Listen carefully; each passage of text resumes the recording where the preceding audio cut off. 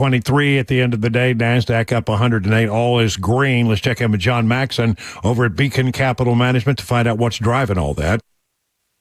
Good afternoon, Brian. Yeah, today the S&P actually set its 42nd record of the year. The market really reacted to a positive GDP report. Second quarter revision came out and did not get revised down. It was a pretty healthy 3%, and there's a lot of indicators that are at least pointing towards this next quarter could be up there as well. A couple of interesting points. Consumer spending was actually revised down a little bit inside of the report, and what a shock. Government spending was revised up. That probably doesn't surprise anyone. Probably staples in, according to Wall Street, a quarter-point interest rate reduction this next quarter, but we'll see tomorrow. Big inflation report coming out tomorrow. The Fed, the market's going to be paying attention to that. Comes out first thing tomorrow morning. All right, thank you, John Maxon. To find out more about what they can do for you over at Beacon Capital Management to get ready for retirement, just go to the website, askbeaconnow.com. 4 o'clock.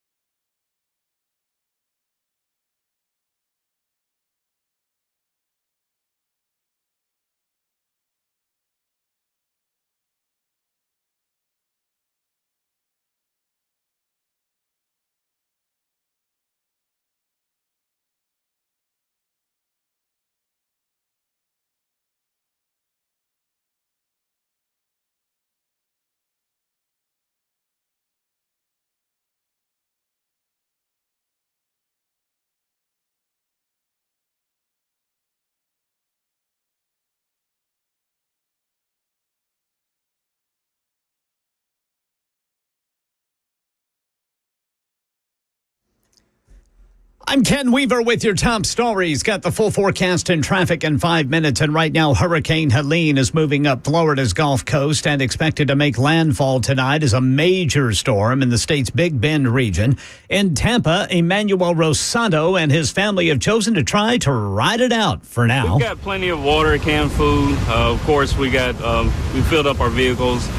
If the flood does start to come, we feel like we'll go ahead and start evacuating a little bit. Yeah, here in Tennessee, Dollywood and parts of the Smokies are closed, and a swiftwater rescue team from Tennessee is parked in Florida to be ready when and where they're needed for search and rescue missions. Right now in Kentucky, Governor Andy Beshear announcing the first medical marijuana license will go to KCA Labs in Nicholasville, which is a safety compliance facility that already tests hemp. Our Office of Medical Cannabis has established strict regulations, and the safety compliance facilities like KCA will guarantee all Kentucky cannabis is held to the highest medical standard. Medical cannabis not officially legal in Kentucky, that is, until January 1st. That's when patients can apply for their card. Tough questions today for the New York State Attorney General as the $454 million civil fraud verdict against former President Trump went before an appeals court. Trump was found liable by a judge for inflating the value of his assets, but he repeatedly insisted he committed no fraud and there were no victims. Here's Stephen Portnoy. The 5-judge appellate panel spent nearly an hour probing the massive fraud verdict, questioning key elements of the state's case, and in some respects, echoing arguments made by the defense that Trump's financial statements were reviewed by sophisticated business people. One judge even asked a lawyer for the state if there's a need for guardrails to narrow the reach of the business records law. There's no telling when the panel will rule, but the case could go higher to the New York State Court of Appeals. That is the latest news. Traffic and weather next. I'm Ken Weaver, WTN News. The guaranteed offer is the easiest way to sell your home. It's really simple. We bring you an all-cash offer. You close in as little as 21 days. No home inspections, no lock boxes, no open houses. Go to markspain.com to get a guaranteed offer and start packing.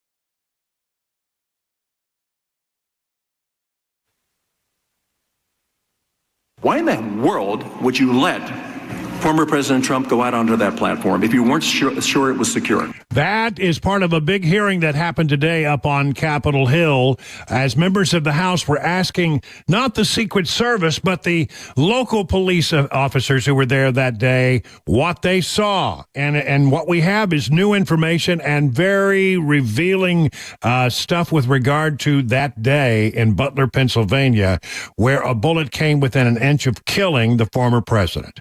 I'm Brian Wilson. Welcome to The Drive. This is hour number 2 on this September 26th. Let's go to this hearing. A lot of questions asked of local officials, and it was a pretty heated hearing at times. I don't believe the grounds were safe and secure that day. I'm just trying to understand is what it was or what it would have taken for somebody to say, keep Mr. Trump inside until we clear this up. There were additional things, obviously, that probably needed covered, but they never asked us to do that. They never tasked us with that. One of the things I'm struggling with is this idea that there wasn't a single unified command station on site. I am very surprised. Normally there will be an overall command post for the entire visit. Very unusual that the way it turned out here at this site. Yeah, that means there's so many things that are unusual about this particular event when it looks at it very closely, and admittedly in 2020 hindsight, but nonetheless, it seems that the local officials had a lot of very critical things to say about their involvement with the Secret Service, including Ed Lance from the Butler Police Department, who said, we really didn't get a lot of coordination from the Secret Service. We didn't receive any direction from the Secret Service as far as how they wanted our sniper teams to deploy or what their actual mission would be. What was your mission as you understood it that day? As we understood it, it was to deploy sniper teams to overwatch the stage, the crowd, the venue area where most of the people would be gathering. In other words, they were watching the crowd and not that roof. They were actually below the roof line. That their vantage point could not see the roof from where they were. But that's where they were told they should be. After the hearing, Representative Laurel Lee was on Fox talking about what was learned in this whole hearing. Today was an opportunity for the American public to hear from the local law enforcement officers who were part of the team that was on the ground to secure the Butler site. One of the most important things you touched on, which was the lack of a unified command center. So Secret Service relies on these partners to secure a site, but that only works if they all have a game plan, that they all have communication on the day of the event. So when something suspicious happens or there's something that needs to be addressed, they all understand and get that information simultaneously. So today really made clear that local law enforcement did not have the support, the plan, and the communication that they needed from Secret Service in order to do their jobs effectively. And here's why it's so important, because President Trump is still out there every day in the public talking to voters and getting his message out in America. And so there needs to be a level of assurance that he is being kept safe, that the protective detail is doing the things that they need to do, and that something like this isn't going to happen for President Trump or any of the other people who are under that protective detail. And the threat environment right now, as it relates to President Trump, is extreme. We know that. We've seen that. So at this point, he needs to be getting every bit of available resource to make sure that he's being kept safe, up to and including that which is assigned to the current sitting president. I mean, these were a couple of misfit wannabes who nearly took out the president. Imagine what a trained team could do. That's exactly right. And we know that there are foreign actors. We know that there are people out there that are making these kinds of threats. We know that it exists. And so it needs to be something that is front and center of everything Secret Service is doing. And all available resources need to be put there to make sure that he's kept safe. That's Representative Laurel Lee speaking to John Roberts on Fox News this afternoon after that hearing. And he makes a good point, John Roberts does. These guys were a bunch of, ne'er-do-wells. Neither one of these guys were the sharpest tool in the shed. And yet, both of them were able to get at a position in Butler where they could actually take a shot, and where in West Palm Beach, at least he was in a position to be a threat to the president one way or the other. One wonders if a couple of local yokels with not much any training and really not much on the ball could do that, what would happen if a professional sniper team decided, they were going to go and try to take out the president. Right now, apparently, Iran is trying to do just that, from what we can understand. There was a new development today, and it is apparently that the one local officer testified that his bullet stopped Trump's gunfire. In other words, the first shot we knew came from the local sniper team. And across the 2 counter-assault teams, the quick reaction force, 3 sniper teams, and support personnel, we provided total manpower of 44 people, said the folks from Butler. 44 people. But they said that it was the local sniper who took a shot, and then it caused Thomas Crooks to recoil and fall briefly out of sight. Senator Ron Johnson, who was on Jesse Waters last night, again, a different investigation is happening over on the Senate side, but he went a step further in saying that the local sniper has told the Senate investigators that they believe they actually hit him. It may not have killed him. The Secret Service shot apparently did that a few seconds later. But the person who stopped the bullets from coming in the direction of Donald Trump and the crowd was apparently the local sniper team. Here's Senator Ron Johnson last night on Jesse Waters. Well, first of all, people need to understand most of what we know about what happened on July 13th comes from local law enforcement. Not the Secret Service, not the FBI. They're still being pretty opaque. I think what stands out to me, you mentioned the one thing. We had one sniper that we interviewed. He was on the team that had an obstructed view. They couldn't see Crooks. There's a tree in front of them. Both those snipers apparently believe a bullet went between them. You can hear the whiz crack from the bullet. So that opens up all kinds of questions. They couldn't see Crooks. Crooks couldn't see them, and yet a bullet flew between the Hercules 2 sniper team. The other thing that has been widely reported is local law enforcement took the first shot at Crooks. That local law enforcement officer was confident he hit Crooks. Again, we can't verify that because the body's been cremated. We haven't seen the autopsy report. Apparently, we'll have to subpoena it like the House did. We haven't seen the toxicology report.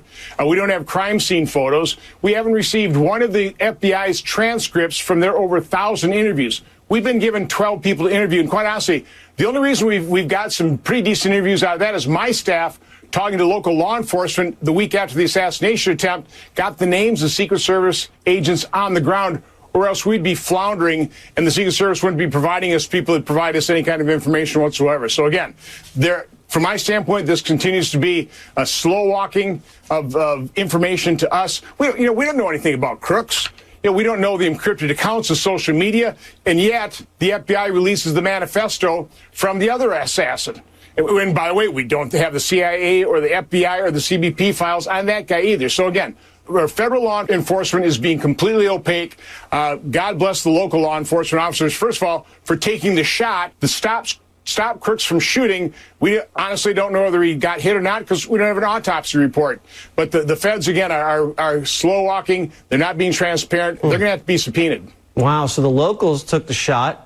We don't know anything about it because they burned the body immediately, and bullets were whizzing by our counter snipers. That is just crazy. It is just crazy, the things that we are continuing to learn. And again, I don't know how to express this. The Senate and the House have absolute right to have oversight on this matter. There's no doubt about it. When you write the checks, basically, to fund the Secret Service, along with that, in our constitutional process, is the right of oversight. And that is an unchallenged authority that the House and Senate have over the executive branch to go back and say, okay, we provided that, we signed off on this, and if we're going to sign off on that, we got to make sure that you're spending that money correctly. And if they're not spending that money correctly, and apparently, one wonders what they were spending money on because they didn't have a very good plan there in Butler, PA, did they?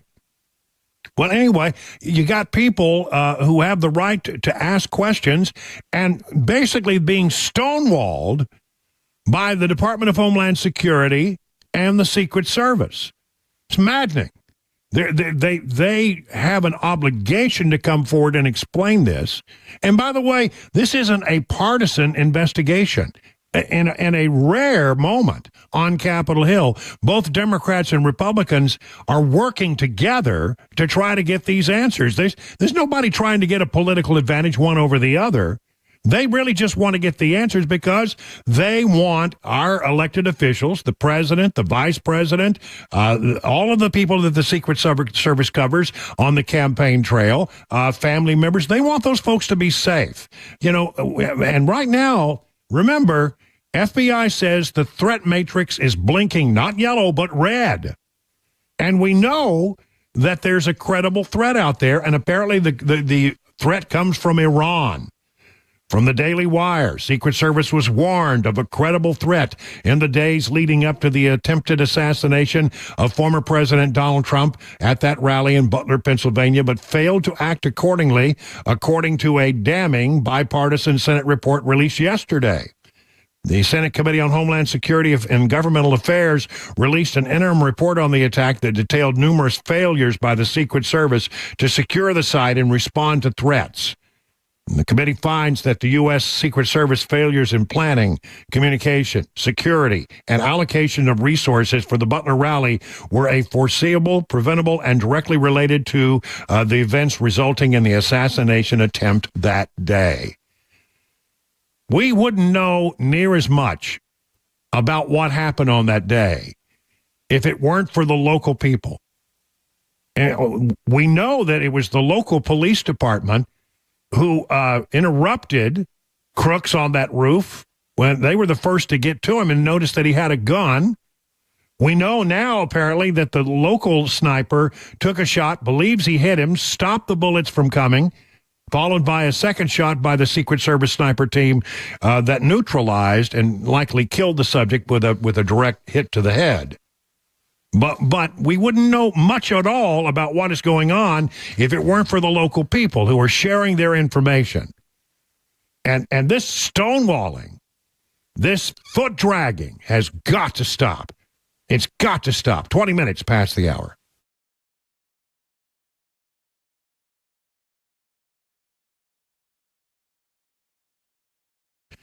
Have you ever noticed how unreliable things have become these days? Like when someone tells you it'll be ready at 4, and then you get there, and guess what? It's not ready. People really get tired of that kind of stuff. If you've had it with unreliable vehicle repair shops, why don't you come to Eurofix? Eurofix has your vehicle ready when it's supposed to be ready, so you don't have to stand around waiting. Eurofix repairs all European cars with quality that beats the dealer without paying dealer pricing. And that's because dealer repair shops are designed to pay virtually all of a dealership's overhead. And that's a lot of money. Why would you want to pay for that? At Eurofix, reliable also means a 3-year nationwide warranty, plus a free loaner car with every repair appointment. Make sure you call ahead, as loaner cars are very popular. If you're tired of unreliable repair shops, come to where it is reliable. Eurofix, family-owned for 24 years. Call 844-EUROFIX or visit myEurofix.com. That's myEurofix.com. The guaranteed offer is the easiest way to sell your home. It's really simple. We bring you an all-cash offer. You close in as little as 21 days. No home inspections, no lock boxes, no open houses. Go to markspain.com to get a guaranteed offer and start packing.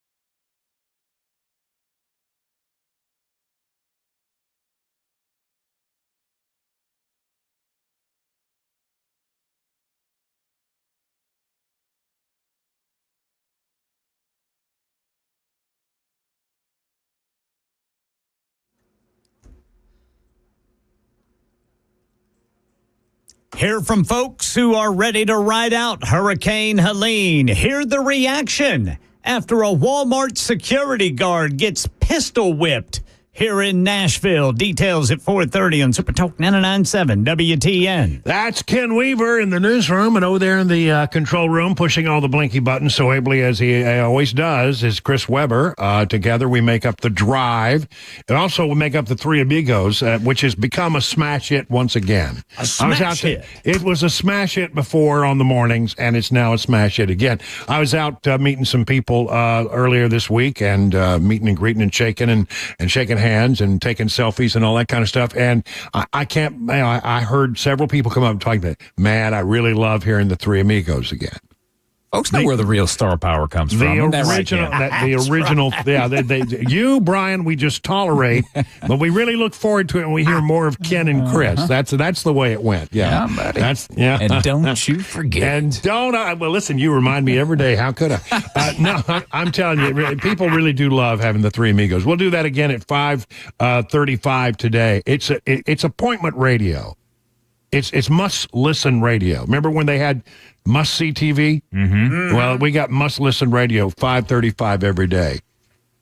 And to be honest with you, I haven't yet found my story, so I got to get on that. You had one yesterday you didn't get to, remember? Well, I know, but I wasn't real thrilled about that story. Oh, okay. It was a week, and I'm glad you chose to have me talk about the mini moons. Yeah, I like the mini moons. The mini moons. Mini moon. Mini moons. Lasers. Southwest Airlines is pitching a new vision for their airline. The things that I love about Southwest Airlines, some of them are going away. You see, I know how to game the system the way it is now. I'm a tall guy, right, and I want leg room. There is, like, the exit rows have more leg room, and the bulkheads have more leg room. And so the thing you got to do is on Southwest, you want to be in that A1 through 15 block. And so, what I do is I just go ahead and when it's time to, you have to verify that you're ready to go. You check in, yep. Right? You check in. And so you check in. And then when you get there, the first thing you do is go to the desk and say, I'd like to upgrade to, A1 through 15, and it costs you $30. You slip them a couple of. No, you just put it. It's all part of the plan. So you give them $30, and they put you A1 through 15. Now, if you're A through 1 through 15, you have a really excellent chance of getting either a bulkhead seat or an exit row seat.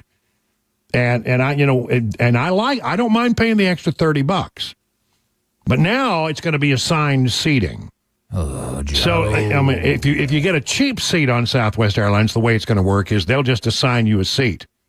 You may end up in the middle seat, which I never want to be in the middle seat. Yeah, that's where you really smell coffee breath. You and your coffee breath. But then, if you want a better seat that has more leg room, you'll have to pay extra. Well, I'm already paying a little extra anyway to game the system. Right. I just hope it's not more than the $30 that I generally have to pay to get a first, get exit row. I bet it will. Actually, yeah. I've worked it out really well so that I get to the exit row. I'll like upgrade my ticket, and then I'll get on A1 through 15. I'll get on the plane and secure a seat and hold one for Cabana Wife, who doesn't have to pay the $30. See, that's slick right there. Yeah, you see, I know how I'd be this too works. afraid to do that. I'd be afraid I'd get too many dirty looks. Well, doesn't matter. See, it's with her permission that I do this. But I'm telling you, you do that, and you can get a good seat. But now, who knows how it's all going to work. So we'll see what happens with that.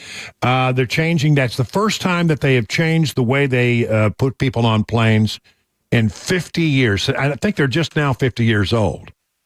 I remember they started flying in Texas back when I was a teenager, so that's about right.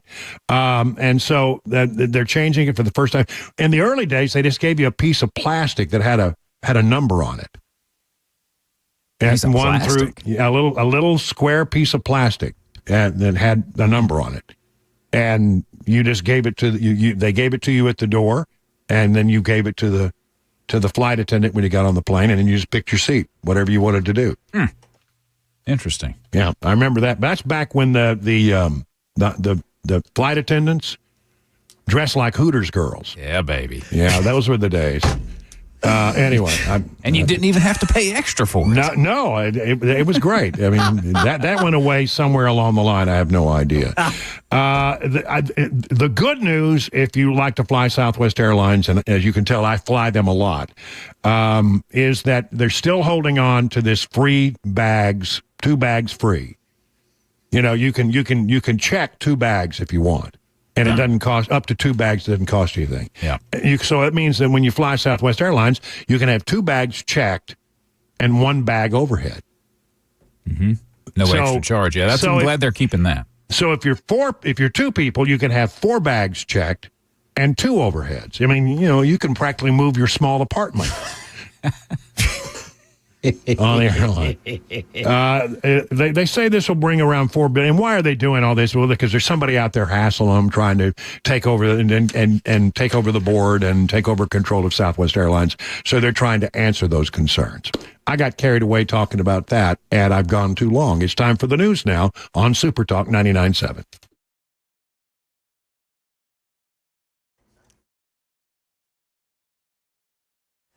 I'm Ken Weaver with your top stories. We have the full forecast and traffic in 5 minutes. Right now, Hurricane Helene is moving up Florida's Gulf Coast. Expected to make landfall tonight as a major storm in the state's Big Bend region. In Tampa, resident Brittany Pinson says Helene's storm surge already looking larger than last year's Hurricane Ian. I've never seen it this high, even with the Ian last year. I know it went a lot further south, but I've never seen it this high, especially. It hasn't really rained. Vice President Kamala Harris met with Ukrainian President Vladimir Zelensky at the White House as he made the round, seeking U.S. permission to ramp up his country's fight against Russian forces. As I have made clear on our 6 previous meetings and throughout Putin's brutal aggression and war against Ukraine, my support for the people of Ukraine is unwavering. Yeah, Zelensky is asking that he be able to strike further into Russia, something which Vladimir Putin warns could bring a nuclear response. Right now in Nashville, Jimmy Mitchell tells Channel 4 how he stays safe after hearing an armed security guard was pistol whipped by a shoplifter at the Walmart where he goes. Just look, keep my head on a swivel and look. I don't run as fast as I used to. I'm too slow to run, and I'm too old to fight, so I'll look and watch. Now, this security guard was able to knock the gun out of that shoplifter's hand, and then a bystander kicked it away before police arrived. Money News, here's Daria Albinger. Stocks stage a Thursday turnaround with a new benchmark for the broadest of the indices. The Dow closed up 260 points. The S&P added 23, closing at an all-time high, and the Nasdaq rose 108 points. The latest gross domestic product report surprised some of the experts. It showed the U.S. economy grew at a healthy 3% annual pace from April through June, boosted by strong consumer spending and business investment. Some economists had predicted a slowdown from the quarter before. It also shows inflation continues to ease to just above the Fed's 2% target. That is the latest news, traffic, and weather next. I'm Ken Weaver, WTN News.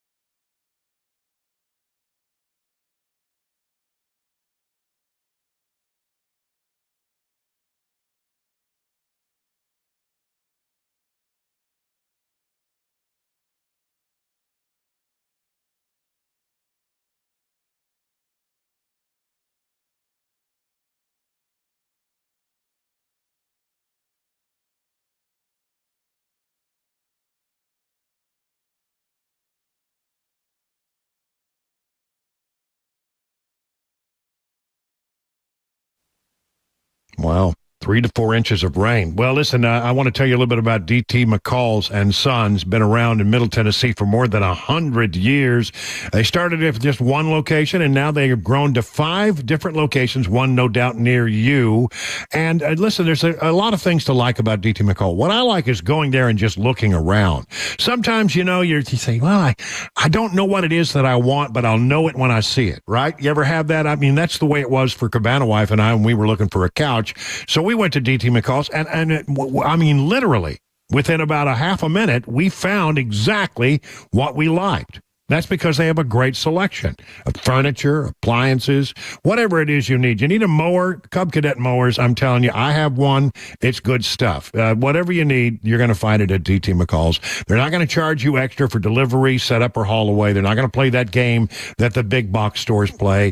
And whenever possible, they try to do business with other companies in Middle Tennessee. So when you buy something from DT McCall's, you're not sending your dollars to some corporation with a headquarters in Delaware. You're sending some of your money to a company that is in Middle Tennessee that does business with other Middle Tennessee companies. Learn about all the things they can do by going to their website, dtmccalls.com. The guaranteed offer is the easiest way to sell your home. It's really simple. We bring you an all-cash offer. You close in as little as 21 days. No home inspections, no lock boxes, no open houses. Go to markspain.com to get a guaranteed offer and start packing.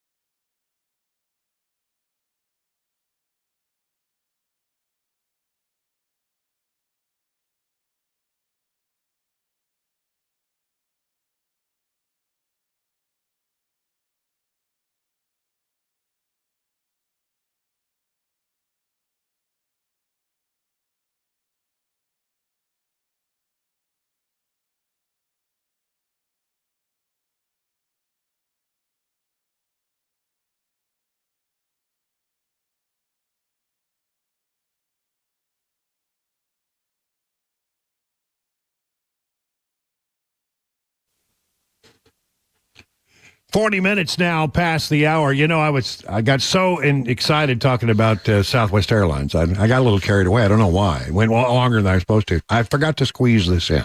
And before I move on, I think it's important. I'm very excited about this. It's also airline-related news. Nashville International Airport will soon have a new nonstop flight to Europe, and that you can now, in May of next year, you'll be able to get on a plane at BNA and fly nonstop to Reykjavik, Iceland. That's where my wife wants to move. Wants to move? Yeah, I don't know if I want. She wants to live in Iceland. I don't think Iceland is green and Greenland is icy. Right. Just so you know that. I want to make sure you got the right one there. Yeah. But Reykjavik is. I've always wanted to go to Iceland. Yeah, me too. It's beautiful. Everything I've ever seen is just gorgeous. All the movies that I've seen, and it's just a phenomenally beautiful place. Yeah. And I wouldn't want to be there in the winter, but other than that, I think I'd like it. I'd like to go visit. Flight is estimated to take 7 hours. It's a hike, and will operate 4 days a week from Iceland Air, Monday, Wednesday, Friday, and Sunday. So there you go. Might have to check out some fares there. Totally am going to take advantage of that. I want to go to Iceland. What if they let me put Fritz in my lap? I don't know. I don't know if you call it a comfort wiener dog. Is your emotional support wiener or a wiener dog? Wiener dog. Wait a minute. Watch out there. All right. Yes. And you know, the thing about it is, it's a wiener dog. It'll go right underneath the front seat. That's right. It'll go right underneath the seat in front of you. You can just store that little dog because they're not very tall. Oh. All right. I had to stop her again earlier. We were not interrupted. It was part of our live coverage. You know, live news changes everything. Was talking about the 2024 election, and then we decided to dump for Trump and go and listen to Trump give his comments about Kamala Harris going to the border tomorrow.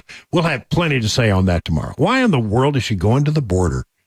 It's like the source of her greatest embarrassment, her greatest failure.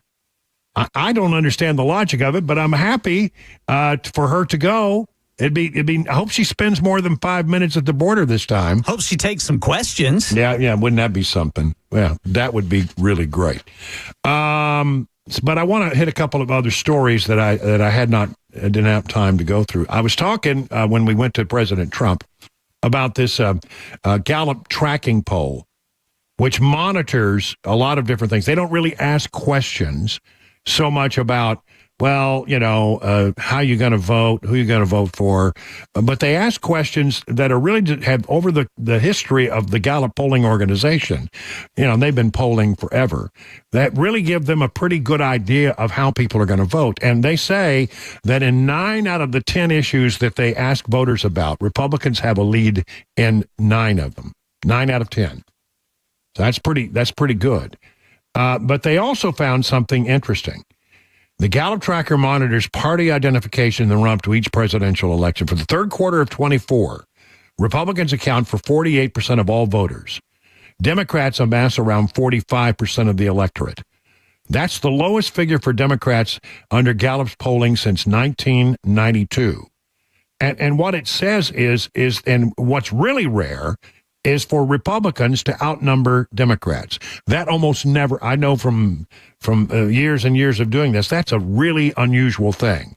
Usually, almost always, even in years when we elect Republican presidents, the Democrats have outnumbered Republicans numerically.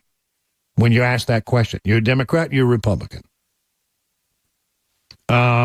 Previously, the poll's third quarter findings have often matched the popular vote on Election Day. The 2008 poll, for example, had the Democrats leading by 8 percentage points, with Barack Obama beating John McCain about by 7.2 points when the country went to the polls. All elections since have seen Gallup's tracker match the final results by a margin less than 1 percentage point. So if that is accurate, it bodes well for Republicans winning the popular vote as well as the Electoral College. That's interesting. That's really, really, really interesting. So that Gallup poll, again, it's not like your traditional poll. It's a very different kind of poll, but they've had a tremendous level of success over the history of time in identifying the issues that really drive people when they go to cast their ballot. They don't really look at, what you say you're going to do. They look at the positions that you hold and the things you feel strongly about, and then they come up with a sort of an analysis based on that. It is true, I think. I've come to believe this as part of coverage of this election. It's very different. People will vote for Donald Trump, but when asked if they're going to vote for Donald Trump, many times they will say no. They don't want to admit it because maybe they don't want to get grief from the family. Maybe they don't want to, they don't want to talk about it with another person. But really, when it comes down, and it really comes down to it, the issues that they care most about will be answered more by Donald Trump than by Kamala Harris, and they will pull the lever for Donald Trump. If this is right, forget all the numerical polling data about, Trump has, this number and Kamala has this number. If the issues polling is correct, then it could be a very good night for Donald Trump on November 5th. Here's another little thing that, again, I thought was pretty interesting. This comes from the Washington Examiner, written by Byron York. He's looking at a Sunbelt poll.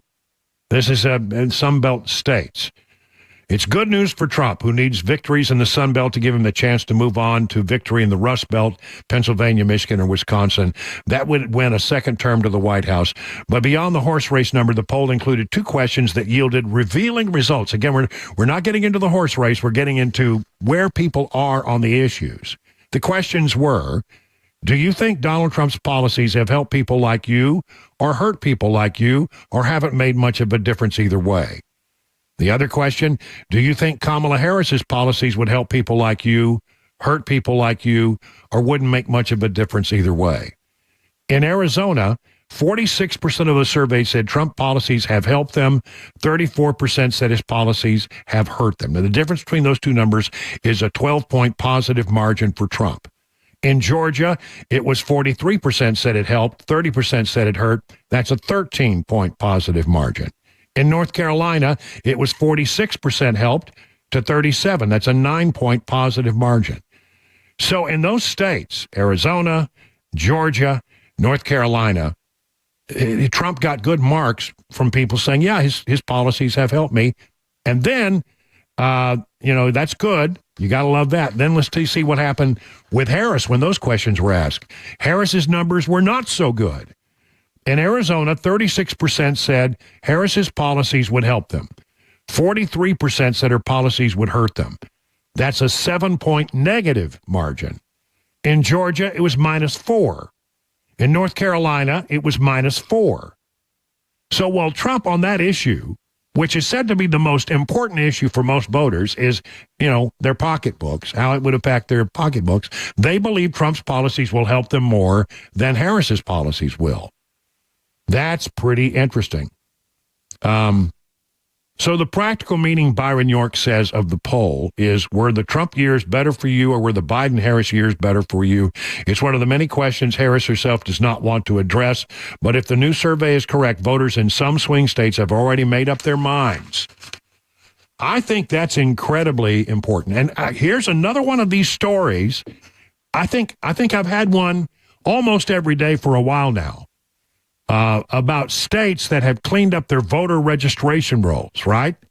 And that's important. You got to have tight voter registration rolls. Real people, not dead people. People who actually live in the state and haven't moved away. You got to clean all that out. All people who have died. We want to know. We don't want them on the voter rolls anymore. Listen to this. North Carolina removed 747,000 from voter rolls, citing ineligibility. North Carolina State Board of Elections removed 747,000 people. That's a lot of people, 750,000, from a list of registered voters within the last 20 months. The State Board of Elections in the release said the majority of those stripped from the rolls were deemed ineligible or to be registered because they had moved within the state and did not register at their new address, or because they did not participate in the past 2 federal elections, prompting an inactive status. Other reasons for removal included death, felony convictions, out-of-state moves, and personal requests for removal. North Carolina, of course, is one of 7 swing states likely to decide the presidential election between Vice President Harris and former President Trump. Only one Democrat this century, that was Obama in 2008, has won the state in a presidential contest, but in the polling data, Harris has been polling close to Trump in the state of North Carolina. Trump leads, but it's not by a great amount. And the state is also home to a tough gubernatorial contest between Lieutenant Governor Mark Robinson and Democrat Attorney General Josh Stein. I think Stein may win that one. Based on some things that have happened in North Carolina. 51 minutes now past the hour. Hey, it's Dan Mandis, and I am so glad that California Closets has fixed my closet catastrophe. After exact measuring and planning, they came over and got to work. Yeah, once it was all plotted out on their 3D CAD system, the pieces are measured, cut, and precisely installed into my space. It was clean, fast, and professional, and above all, my new closets look and function great. Now, this was my dormer, and now this is my new dormer thanks to California Closets. Look at all of this added space for shirts and shoes, you name it, and it is cut so precisely, simply amazing. And my old closet that has now been reborn as the ultimate in style and functionability, making the best use of the space that I had. They can work on just about anything: bedrooms, garages, home offices, closets, pantries, and so much more. Find them online, CaliforniaClosets.com, and see what they can do for you. You can schedule a free design consultation. Mention my name, CaliforniaClosets.com.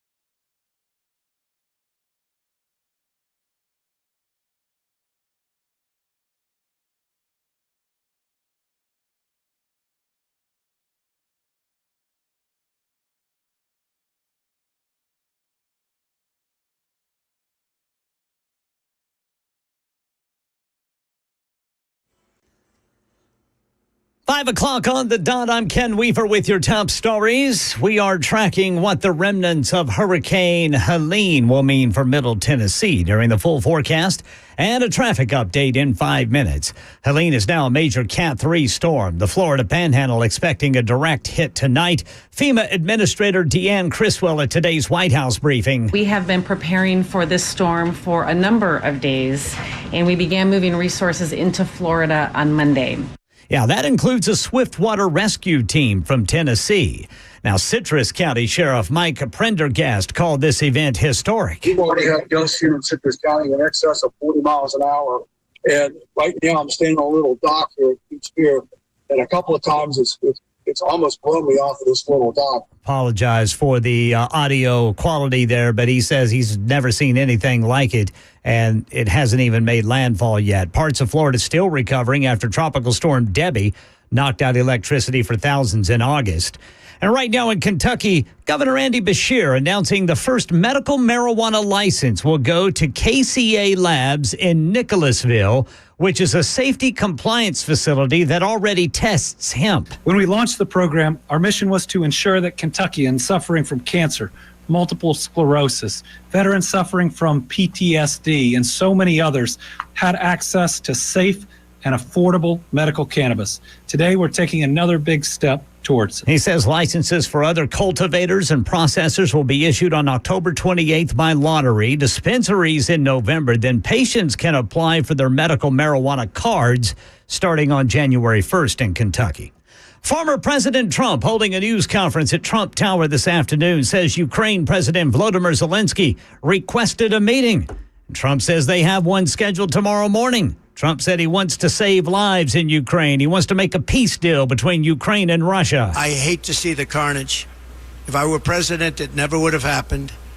Russia would have never attacked Ukraine. Earlier today, Zelensky met with both President Biden and Vice President Kamala Harris. We will continue to provide the security assistance Ukraine needs to succeed on the battlefield. And then Biden, he pledged another $2.4 billion package of security assistance after the Ukrainian president presented Biden a peace plan behind closed doors.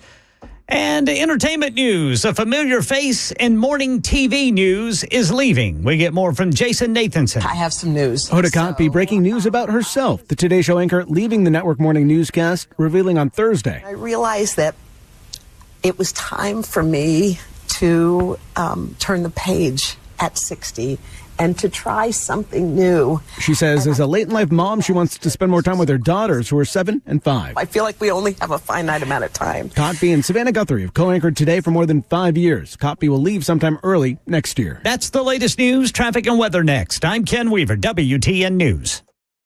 The guaranteed offer is the easiest way to sell your home. It's really simple. We bring you an all-cash offer.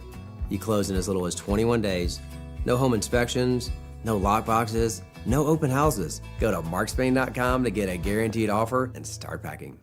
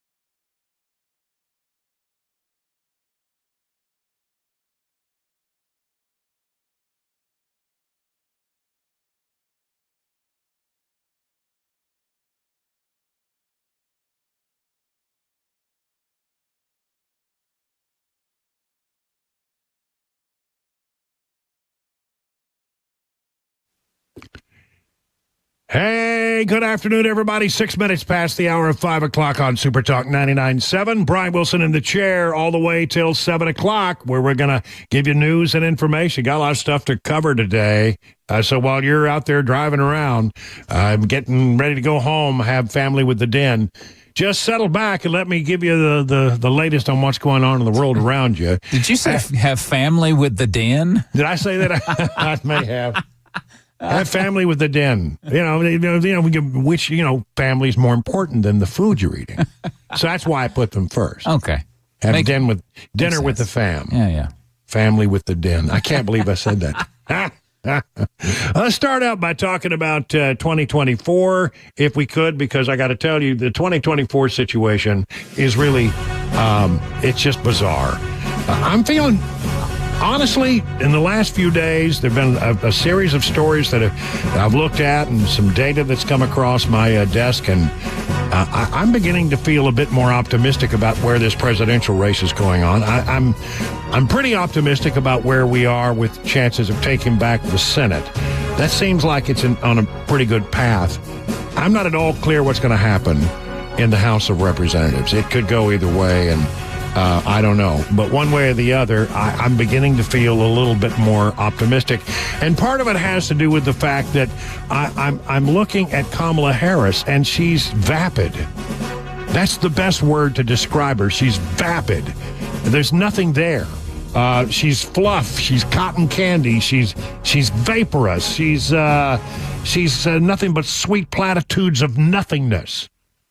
I mean, it's all sunshine, lollipops, and roses, and unicorns, and it sounds real good, but it's all a dessert and no vegetables.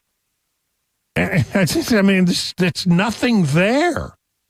And I think people see through that. I'm reminded, it came to me just a little while ago, I'm reminded of that old Wendy's commercial starring the late Clara Peller, who was asking the question about, she sees a lot of hamburgers that have a very big bun, but she wanted to know where the meat was. It certainly is a big bun. It's a very big bun. Big, fluffy bun. It's a very big, fluffy bun. Where's the beef? Some hamburger places give you a lot less beef on a lot of bun. Where's the beef? At Wendy's, we serve a hamburger we modestly call a single. And Wendy's single has more beef than the Whopper or Big Mac. At Wendy's, you get more beef and less bun. Hey, where's the beef? I don't think there's anybody back there. You want something better. You're Wendy's kind of people. That was, by the way, a great commercial. It stuck with a lot of people over the years, and but you could ask of the Harris campaign, where's the beef? Where is the beef?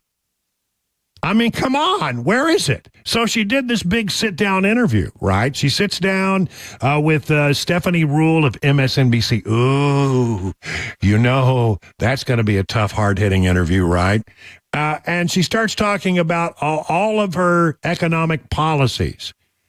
And as you listen, I just want you to pay attention to the fact that you hear a lot of positives, positive sounding words that don't really mean anything and don't tell you anything about how she's actually got to pay for this stuff. If you can't raise corporate taxes, or if GOP takes control of the Senate, where do you get the money to do that? Do you still go forward with those plans and borrow?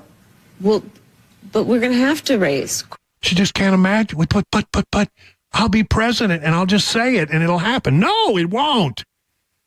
You've got to get Congress to go along with raising taxes to pay for things. But, when you hear her say it, she says she's like astounded that anybody would ever ask her, details about her plan. Well, but we're going to have to raise. We're going to have to raise corporate taxes. And we're going to have to make sure that the biggest corporations and billionaires pay their fair share. That's just it. It's about paying their fair share. You know what? I think corporations think they pay quite a bit of the fair share. If you ask anybody who runs a corporation, they'll tell you, we pay plenty of taxes. And here's the thing. If you raise taxes on corporations, what's the end result? Two things will happen. Number one, they're not going to expand, and by expanding, improve the economy and make jobs available and give people opportunity.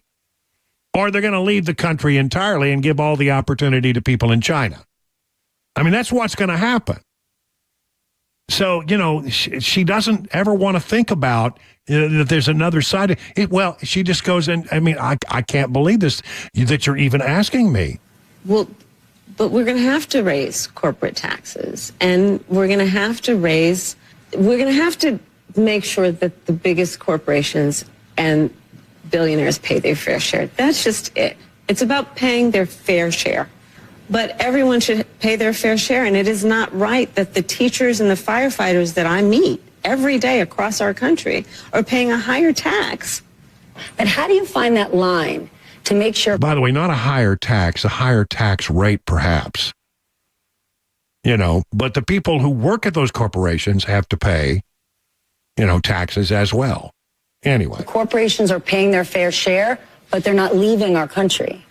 Well, listen, I work with a lot of CEOs. I have spent a lot of time with CEOs, and I'm going to tell you that CEOs? The business leaders who are actually part of the engine of America's economy agree that people should pay their fair share. They also agree that when we look at a plan such as mine that is about investing in the middle class, investing. In new industries, investing in bringing down costs, investing in entrepreneurs like small businesses, that the overall economy is stronger and everyone benefits. Part of my plan for the economy is investing in new industries in a way that we have active partnership with the private sector. Yeah, because everybody in a business wants to get into bed with the government. That's going to go over like a lead balloon. Investing, and a whole lot of investing, and not a whole lot of information about where the money for the investing is going to come from. It's going to come from you and me. I'm right about that. And then now she had this whole thing about, I'm going to go after people who are charging you too much. If they're gouging you, well, who decides what is a gouge? I mean, is it because, Kamala Harris wakes up one day and decides that the cost of eggs is too high, so she's going to go after the egg producers? What Kamala fails to understand is that prices go up because of market and the market pressures, things happening. And if you want to really get prices down low and make competition do its thing, you got to get rid of inflation. And who's responsible for the inflation? Wasn't Donald Trump. When he left office, inflation was 1.4%. Joe Biden comes into office and inflation's at 9.1%. Why? Because they flooded the money. They put a bunch of government money in there, and it caused the prices to go up, and the rate of inflation went up at a dramatic rate to 9.1%. But, if you get rid of the inflation, then the prices come down. Why? Because it doesn't cost people as much to provide their good or their service. But she doesn't understand even the basics of supply and demand economics. She says we're going to go after the people who are trying to stick it to you. How do you go after price gouging without implementing price controls? Because once we get in this zone, people start to get worried and they say, I don't know what she stands for. So just to be very frank, I am never going to apologize for going after companies and corporations that take advantage of the desperation of the American people. Desperation of the American people. What does she mean by that? And as Attorney General, I saw this happen. In the midst of an emergency, whether it be an extreme weather event or even the pandemic, we saw it. Where those few companies, not the majority, not most, but those few companies that would take advantage of the desperation of people and jack up prices. Yeah, I'm going to go after them. Yes, I'm going to go after them. You know what? There are already laws on the books for that. I guarantee you right now, in the Florida Panhandle, they're getting ready for Hurricane Helene. And when the hurricane comes through, there's going to be a demand for things to rebuild, etc. Drywall. I mean, remember when they had to rebuild and for a while it was hard to get drywall? Well, I mean, if the cost of drywall went through this, that wasn't anybody gouging anybody. That was a shortage of drywall.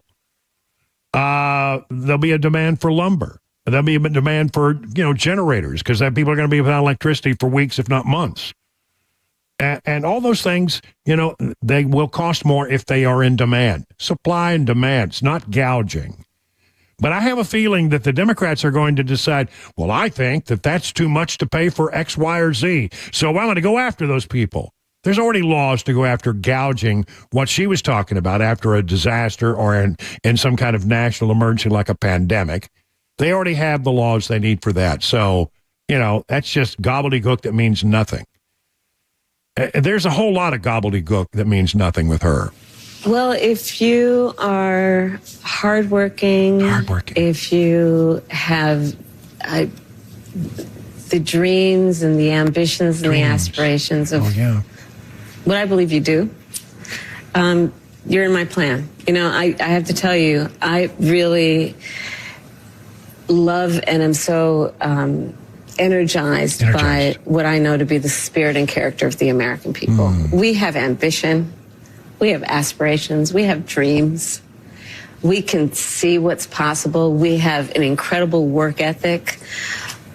But not everyone has the access to the opportunities that allow them to achieve those things. But we don't lack for those things. Well, hold on. She says people don't have access to the opportunities. Well, I think you have to ask yourself, why is that? Is it because somebody is denying opportunity to them? Or is it that maybe, I don't know, they dropped out of school? Maybe they got pregnant at 16. Maybe there are things that, maybe they got on drugs. Maybe they drink too much. Maybe they're just lazy. Those things, you should not be rewarded, and you shouldn't have things handed to you on a silver platter. Most people that I respect in life, and I suspect the people that you respect in life, are people who just put their nose to the grindstone and get it done every day and worked for their opportunity.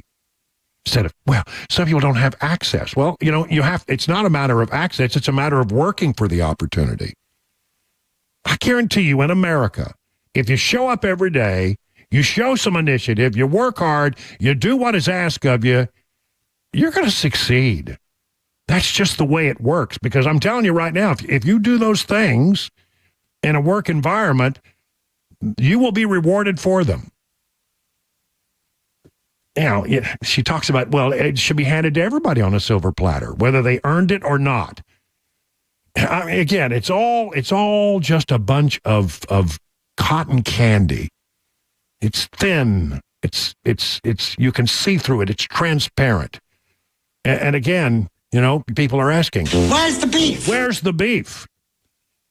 And of course, we've had a lot of opportunities to hear Kamala, express her deep thoughts. We need to guard that spirit. We have to guard that spirit. Let it always inspire us. Let it always be the source of our optimism. Yeah. Which is that spirit that is so uniquely American. And let that then inspire us by helping us to be inspired to solve the problems. A lot of deep thoughts about inspiration. She's inspired. And she thinks a lot should be done holistically. And assistance to state and local governments around transit dollars. And looking holistically at the connection between that and housing. And looking holistically at the incentives we in the federal government can create for local and state governments to actually engage in planning in a holistic manner that includes prioritizing affordable housing. So, what did that mean? Do you really understand anything that she says? I don't think that you do. I don't. And I've been listening to politicians for a long time, and I don't understand a thing she's saying. Where's the beef? Where's the beef? People want to know, where's the beef? Where's the beef? 20 minutes now past the hour. Where's the beef?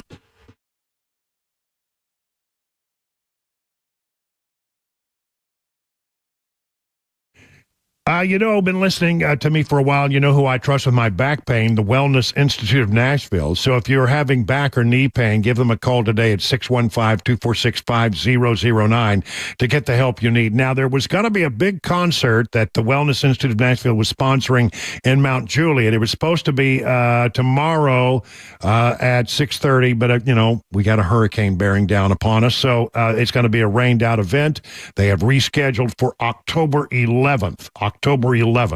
And at that time, you'll hear country music legends Brian White and Colin Ray performing a full concert set. Colin revealing a brand new song just for the event, which is really designed to honor our local police officers, our firefighters, our first responders, and our veterans. Free to everyone. Super Talk 99.7 WTN talent will be there, along with talent from our sister station, 95.5 Nash Icon.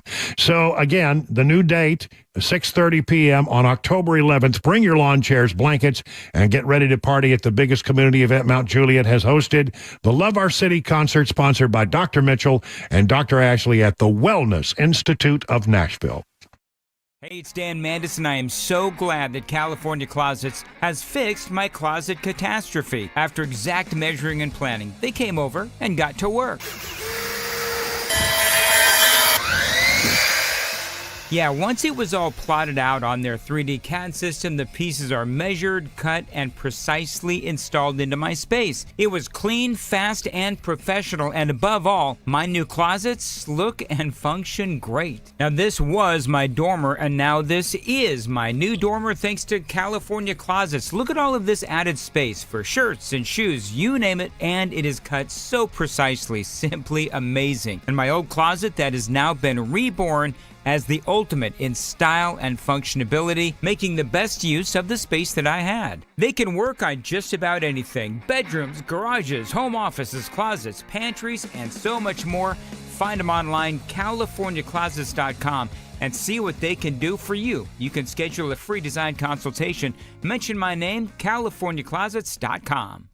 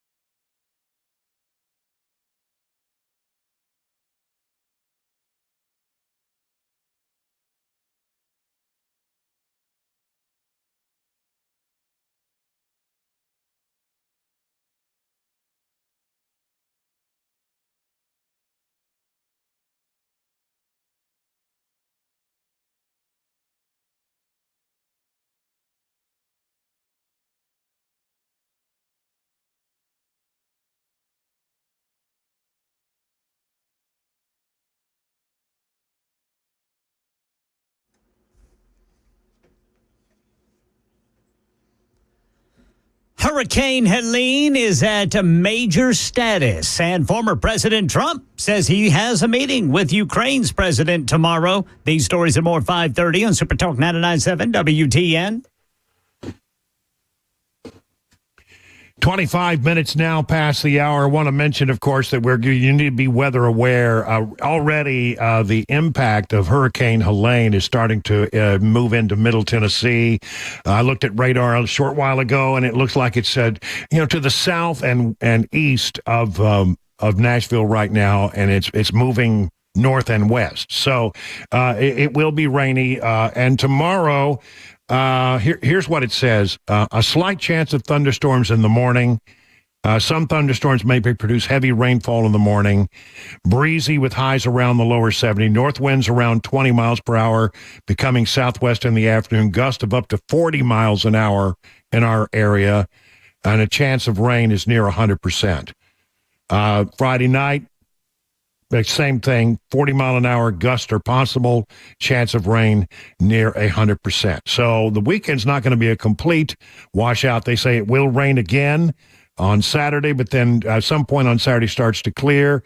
And Sunday, I don't know, there's a slight chance of showers, but not a complete washout. We'll have partly sunny. I guess you talk pop-up showers. One way or the other, we're going to get some rain, which is not a horrible thing because, we really do need some rain. So be aware of that. And down on the coast, they are bracing for what is likely going to hit shore east of Panama City, pretty well east. The city will be out of it, I think, for the most part. It's on the weak side of the storm. It's going to go into the Big Bend area of the Florida Panhandle as a Category 3, maybe a 4, but probably a 3. It may briefly bump up against a 4, but then generally as hurricanes start to interact with the landmass, they sort of downgrade slightly. I can't tell you the number of times I've heard, it's going to be a 5, and then it hits shore and it's a 4. Or it's going to be a 4, and it hits shore as a 3. So, one way or the other, a 3 is nothing to sneeze at, and it's going to go right through the Panhandle, right up Main Street in downtown Tallahassee. And then it's going to move up into across the Panhandle and into Georgia, and then it's going to kind of make a curve and come right toward Nashville, Tennessee. The Dipsy Doodle was going to be right over us yesterday. It's going to go sort of stall out and then head east and just sort of make a circle around Nashville yesterday. Now that's going to happen a little further north of what they're saying. So we'll still get a lot of rain, but the Dipsy Doodle will take place north of us. I was looking forward to the Dipsy Doodle. I was going to get out and watch. I'd never seen a Dipsy Doodle before, but I was going to go and watch it. But no, but I think we're going to get plenty of rain. 3-4 inches is what they're saying. I've seen 5, as high as 5 estimates. Yeah, so I think 3 or 4 is a pretty safe bet. Big question at the White House today, or I guess it may have been yesterday. Karine Jean-Pierre asked to give some information about Kamala Harris's gun. She says she's a gun owner. Yeah. Well, that's what she says. What kind of gun does the vice president have, and when did she buy it? That's something for her office to speak to. The reason I'm asking is because you have this event today, but the VP, as district attorney, sponsored Proposition H in 2005. It would have banned handguns within San Francisco city limits and required that residents turn in the handguns that they already own by a certain deadline or face mandatory jail time. But she's out on the campaign trail now saying that she's a proud gun owner and is not going to take away your guns. So can the White House get us an answer on that? Because she hasn't, and her campaign officials also haven't answered that question, even on television. Look, a couple of things here. When it comes to the VP and owning a gun, she can speak for herself. The campaign could speak for that. Her office can speak for that. I'm not. That's for them to speak to. All right, getting into it, says Karine Jean-Pierre. Well, she did support a handgun ban. And then she was in favor of a law that said that, that in California, if you didn't store your gun properly, she said, we're going to have the right to come into your house and check to see if you're storing your gun properly. I'm not making that up. I've got the sound. I can dig that up. I've got it in my archives. She said it. So, I don't know. She said at one point she thought a total handgun ban would be constitutional. I just can't imagine that the Supreme Court would go along with that based on their recent rulings. It is 30 minutes now past the hour of 5 o'clock.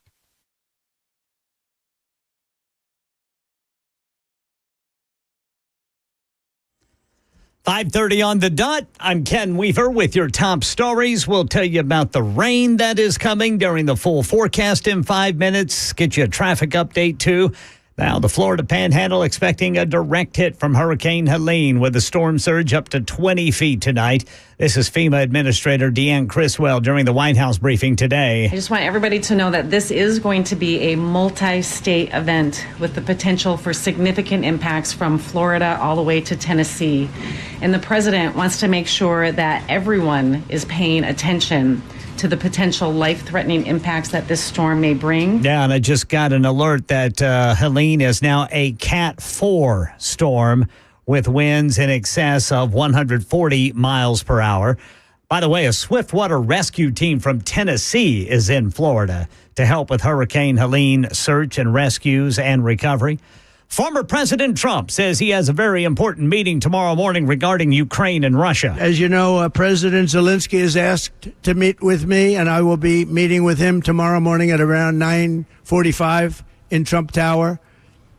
And it's a shame what's happening in Ukraine. Now, Trump says if elected, he'll get Zelensky and Vladimir Putin to make a deal to end the war because Trump says he wants to save lives. I hate to see the carnage. If I were president, it never would have happened. Russia would have never attacked Ukraine. Now, Zelensky met with President Biden and Vice President Harris earlier today, and Biden announced another $2.4 billion security package for Ukraine. Right now in Kentucky, Governor Andy Beshear. After receiving almost 5,000 applications, I'm proud to announce that today, Kentucky will be issuing its first medical cannabis business license. Yeah, it's going to go to KCA Labs in Nicholasville, which is a safety compliance facility that already tests hemp. Licensed to other Kentucky cultivators and processors will go out through a lottery on October 28th. Medical cannabis isn't officially legal in Kentucky until January 1st. That's when patients can apply for their cards. That's the latest news. Traffic and weather next. I'm Ken Weaver, WTN News.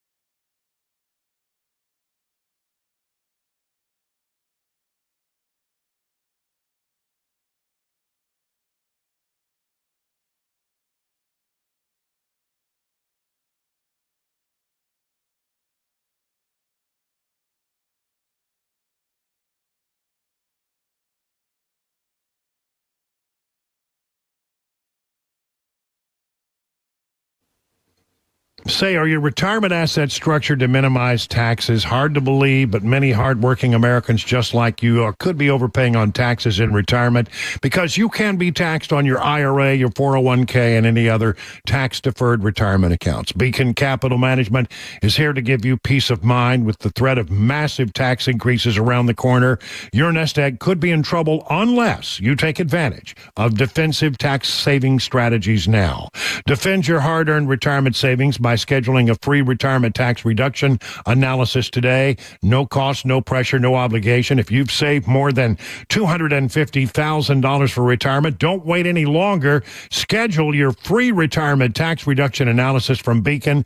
Just call this number, 615-488-9303, or visit askbeaconnow.com.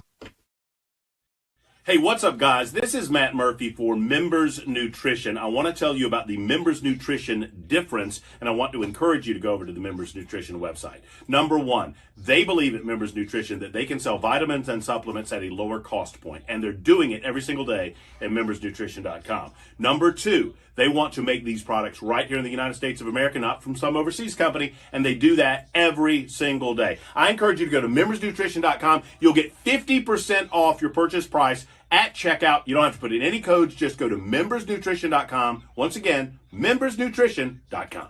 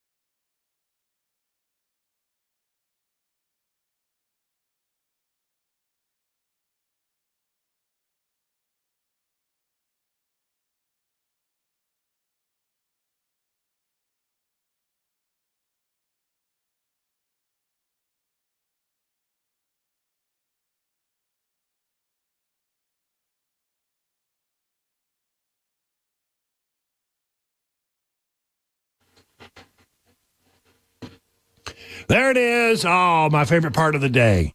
It's time for the Three Amigos, where we talk about this, that, and the other and chew the fat. The Three Amigos are in the newsroom. Ken Weaver. Hello, Ken. Good afternoon, boys. Yes. And there's Chris Weber in the control room. Hello, Chris. Howdy. I'm your friend and radio buddy, Brian Wilson, and together we make up the Three Amigos, and there's no telling what will happen. It's absolutely unpredictable radio, but wildly popular among our listeners. Very, yeah. Wildly. They get a little unruly when they talk about it sometimes. They're so excited. Like, people outside are going, they're out there going. The Three Amigos, yeah. All right. You have to have extra security just to get out of the building. That's right. I mean, we get mobbed. All right. I'm going to start today. See what you think about this, okay? All right. All right. I only ate sardines for 3 months, and I was shocked by the results. All my family and friends disappeared. Well, first of all, you got to start smelling like a sardine if that's all you've eaten. But I don't know. But there is apparently a 72-hour sardine fast that some people say is the bomb. That if you just eat sardines, it'll be a bomber. Yeah, a bomber. They think it's all that in a bag of chips that you will lose weight. Well, this woman decided to go a little further. She's 62 years old, a retired military therapist, struggling with extreme foot pain, inflammation, and food addiction. She claims she lost 35 pounds by eating only sardines for about 90 days. 3 months. People think I'm absolutely nuts. Yes, said Jane Crummett. She told Florida physician Annette Bosworth, known as Dr. Boz, last month. She weighed 240 pounds at her peak, suffered from plantar fasciitis, which made it difficult to walk. She adopted a carnivore diet in 2020 and dropped 65 pounds. But when she hit a plateau, her weight crept back up. She said she'd had enough. She tipped the scales at 196 and decided to follow Bosworth's 72-hour sardine fast, which is supposed to jumpstart metabolism and plunge your body into advanced ketosis so it can quickly burn fat for energy. That is the key. She continued to make the only fish her only meal. The oily fish her only meal. She eats 4 cans of sardines every day. Good grief. I know. And then supplements it with MCT oil, a fat derived from coconut or palm kernel oil. She consumes only about 1,500 calories a day. She says she's not starving. At the 98 She's probably day nauseous. I know. I don't know how you could do that. I can't even get one sardine down. At the 98-day mark earlier this month, she praised the diet for restoring her energy, reducing her blood sugar, relieving her pain. She said she lost 12 pounds of fluid in the first 2 weeks. Wow. The Dietary Guidelines for Americans recommends adults consume at least 8 ounces of seafood a week. But she's going way beyond that. Sardines are packed with protein, brain-beneficial omega-3 fatty acids, vitamin D and calcium, while being relatively low in calories and mercury. Well, you don't want mercury. You can drive a Mercury, but you don't want to consume it. Anyway, she says it works. I'd have to put sriracha sauce on mine. Yeah, you have to spice them up. Yeah, I'd have to spice it up a little bit. I don't know if that would even do it for me. Honestly, though, I can't say if I don't think I've ever eaten a sardine. It's ever. Very fishy. Isn't it very salty, too? Yeah, you can get them salty, but the aftertaste lingers for a while. Yeah. And if forget coffee breath, you've got sardine breath. But she said she's eating these sardines, which are greasy in and themselves, right? They're usually like packed in an oil. Yeah. And then she was also taking some sort of oil supplement. No wonder she was losing weight. Everything's just sliding right out. The rules are you can consume sardines, water, black tea, or coffee. You're allowed hot sauce. So there you go, Chris. Then there you go, Ken. Mustard, lemon, pepper, but no carbs. No carbs. Yeah. See, I think you could do that with steak. Yeah, how much more appetizing? Yeah, just eat steak. Yeah. Yeah. I've been dieting, and I'm down. I'm down now about 25 pounds. And you are. Yeah. I mean, and I'll tell you something. I will say this. I look back at old pictures of me, and there was a time shortly after I got married. There's some pictures of me, and I was up there. Why didn't you guys say something? You were eating good back then. Man. First of all, that's true. I got married, and Cabana Wife is a great cook, and so I was eating way too much, and I got up to about 330, 325, 330, and I've looked back at some old pictures, and I go, holy moly, what a beefy boy you were, and and what I don't know is why people didn't tell me, because I guess when it happens incrementally to you, you don't realize it. You don't notice. You just look like a big dude, man. I never would have thought you were over 300 pounds. Oh, I was. I'm way down now, and I'll tell you, the one thing I will say about it is that boy, do you start to notice things like she talks about plantar fasciitis. There's a lot less stress on your body when you're not as heavy. Yes, sir. And a lot of things, start to get right. I will just say, just because I'm very proud of it, I want to brag a little bit. Yeah. I went through a really rough year where I had shingles, and then I had to have 2 procedures on my heart because I had a wonky heartbeat, and my heart was only beating at 50%. Now I'm down about 25 pounds over where I was, and I wasn't as heavy as I had been, but I came down about 25 pounds, and I'm still losing every day. And I went to the doctor the other day. Perfect blood pressure, perfect heartbeat, perfect everything. I mean, it was textbook.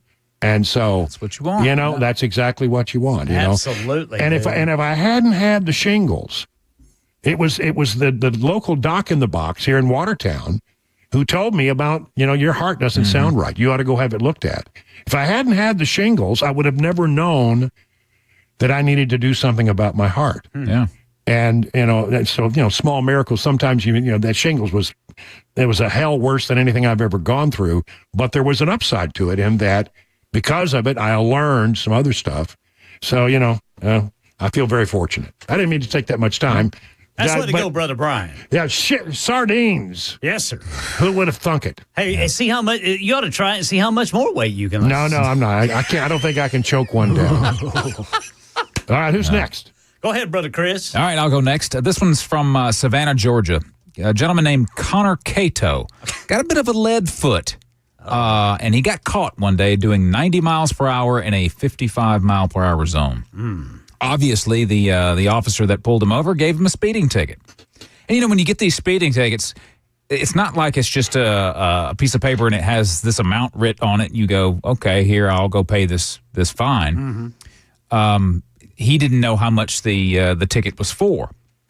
So he goes through and some automated, auto-generated citation software system that prints out, that issues these tickets. Well, he finds out how much the ticket was going to be, and it said it was $1.4 million. What? He says, I knew I was going to be fined for speeding, but 1.4 seems a little beyond comprehension. A little stiff, yeah, I think so, yeah. So he calls the local court to check on that, to make sure that was accurate.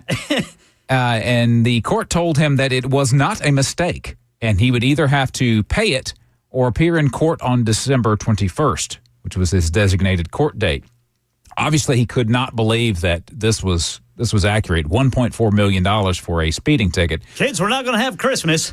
So he digs a little deeper, and a rep for the city of Savannah explained that the figure was just a placeholder that was put onto the ticket by the e-citation software that they used in the city. He said that the ultimate penalty was going to be determined by the judge who has his hearing when he goes to court, and the actual fine would not exceed $1,000. Wow, still that's a hefty fine. Yeah, high. yeah. But again, the guy was doing 90 miles per hour. 55, 55, so it should be a severe fine. But just imagine getting a ticket and it says $1.4 million. Yeah, I know. Well, I tell you what, I got almost that big a shock today because my insurance bill went up. Ooh. Have you looked at your auto insurance lately? Yeah. I'm not going to. Yeah, I just had to pay mine yesterday, I think it was. Yeah, it's not pretty.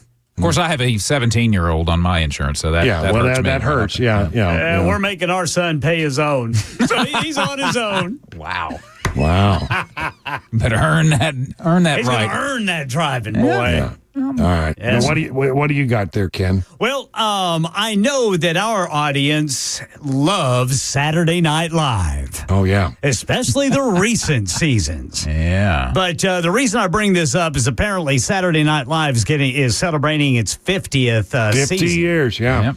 But there are plenty of other major milestone shows out there that actually has Saturday Night Live beat. Is that right? Yeah, so CNN put this together.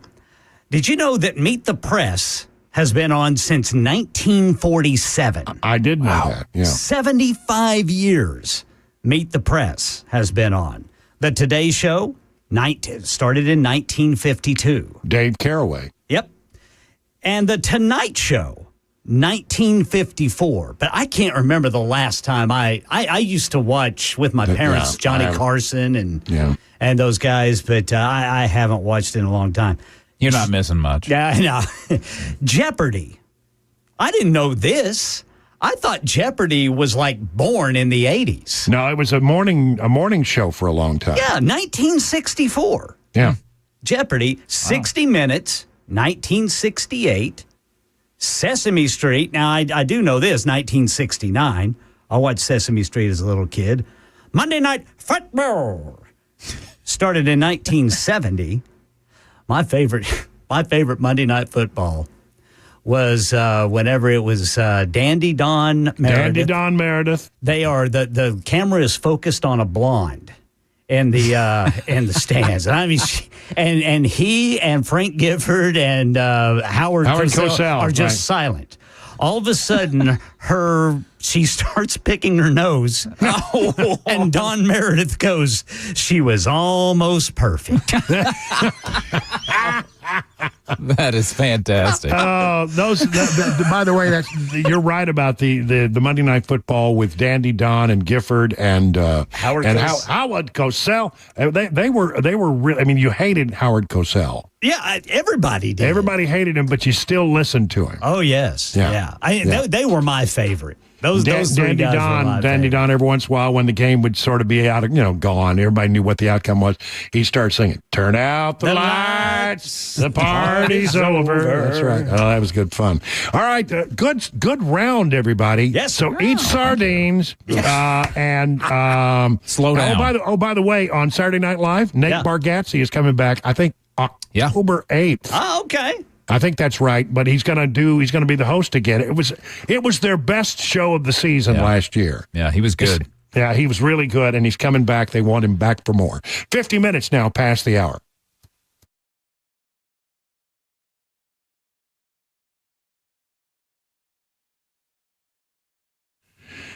Well, look, we've had dry weather up until now, and that can cause a lot of foundation problems. You may see the soil cracking, pulling away from the home, and that leads to other issues.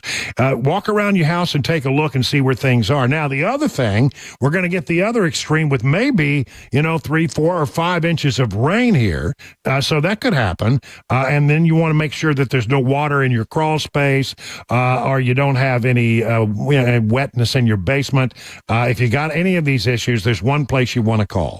United Structural Systems. They've been around since 94 with more than 25,000 satisfied residential customers. In fact, I just am having them come out in October to do some work around my house. I'll tell you how it goes. I'm telling you, they're great. They came out, they took a look, they told me what I needed.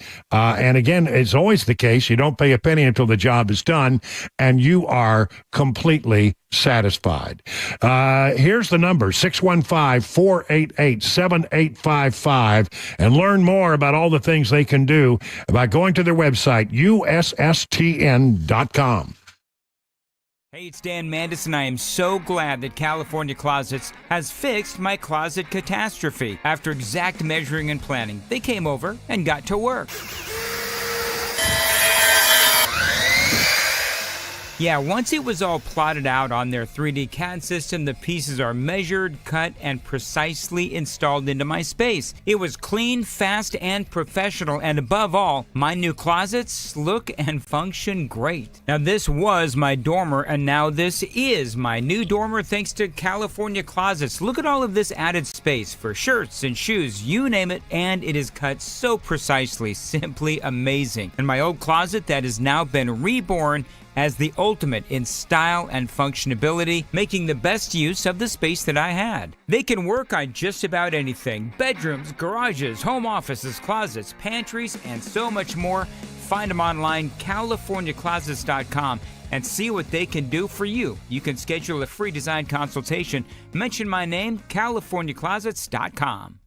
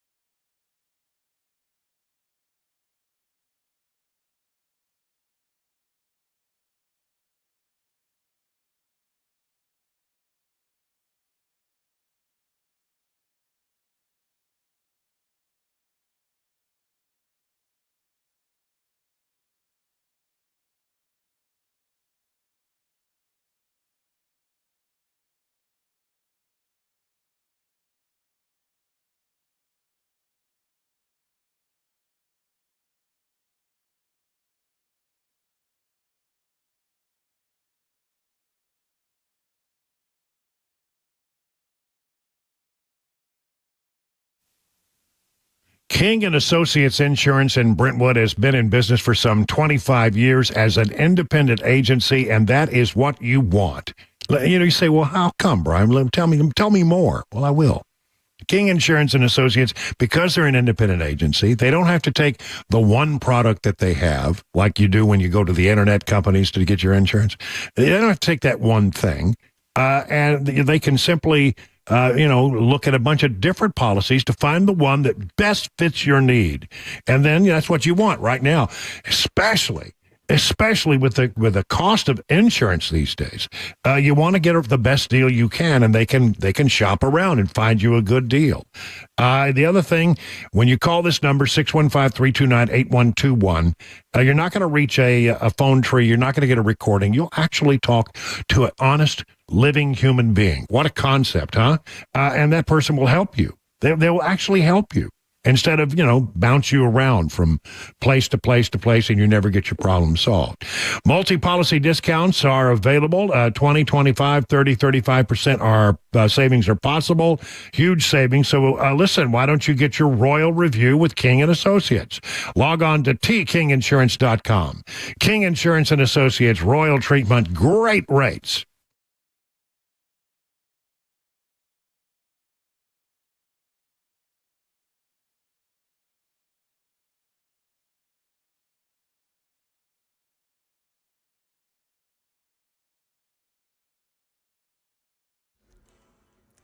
Six o'clock on the dot. I'm Ken Weaver with your top stories. We are bracing for the remnants of Hurricane Helene here in Middle Tennessee. We've got the full forecast and traffic in 5 minutes.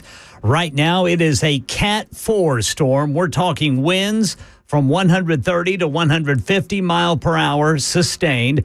Moving up Florida's Gulf Coast, expected to make landfall tonight in the state's Big Bend region. Here's Governor Ron DeSantis. All those areas there along the Big Bend coast and in areas that are low-lying, that are susceptible to potentially major storm surge, you're under an evacuation order. Some people have. In Tampa, Emmanuel Rosado and his family, they've chosen to try and ride it out for now. We've got plenty of water, canned food. Of course, we filled up our vehicles.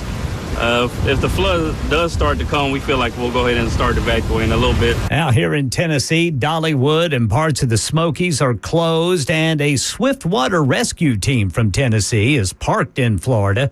They're going to be ready when and where needed.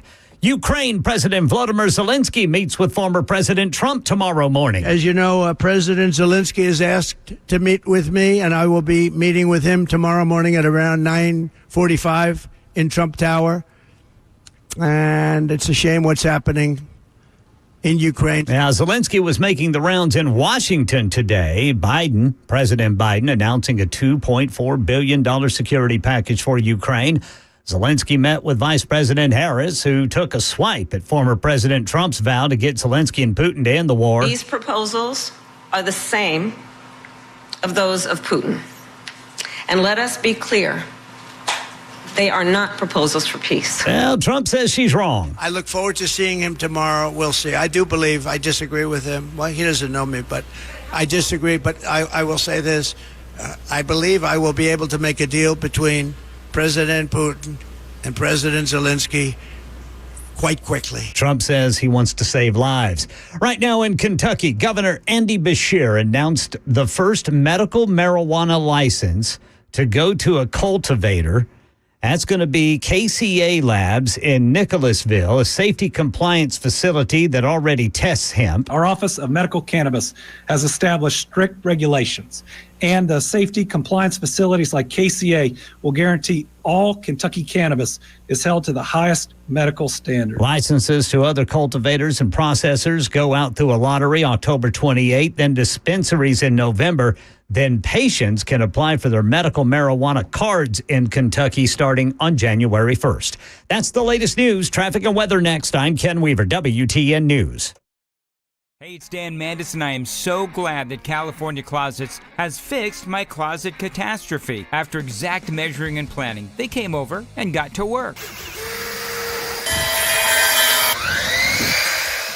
Yeah, once it was all plotted out on their 3D CAD system, the pieces are measured, cut, and precisely installed into my space. It was clean, fast, and professional, and above all, my new closets look and function great. Now, this was my dormer, and now this is my new dormer thanks to California Closets. Look at all of this added space for shirts and shoes, you name it, and it is cut so precisely, simply amazing. And my old closet that has now been reborn as the ultimate in style and functionability, making the best use of the space that I had. They can work on just about anything: bedrooms, garages, home offices, closets, pantries, and so much more. Find them online, CaliforniaClosets.com, and see what they can do for you. You can schedule a free design consultation. Mention my name, CaliforniaClosets.com.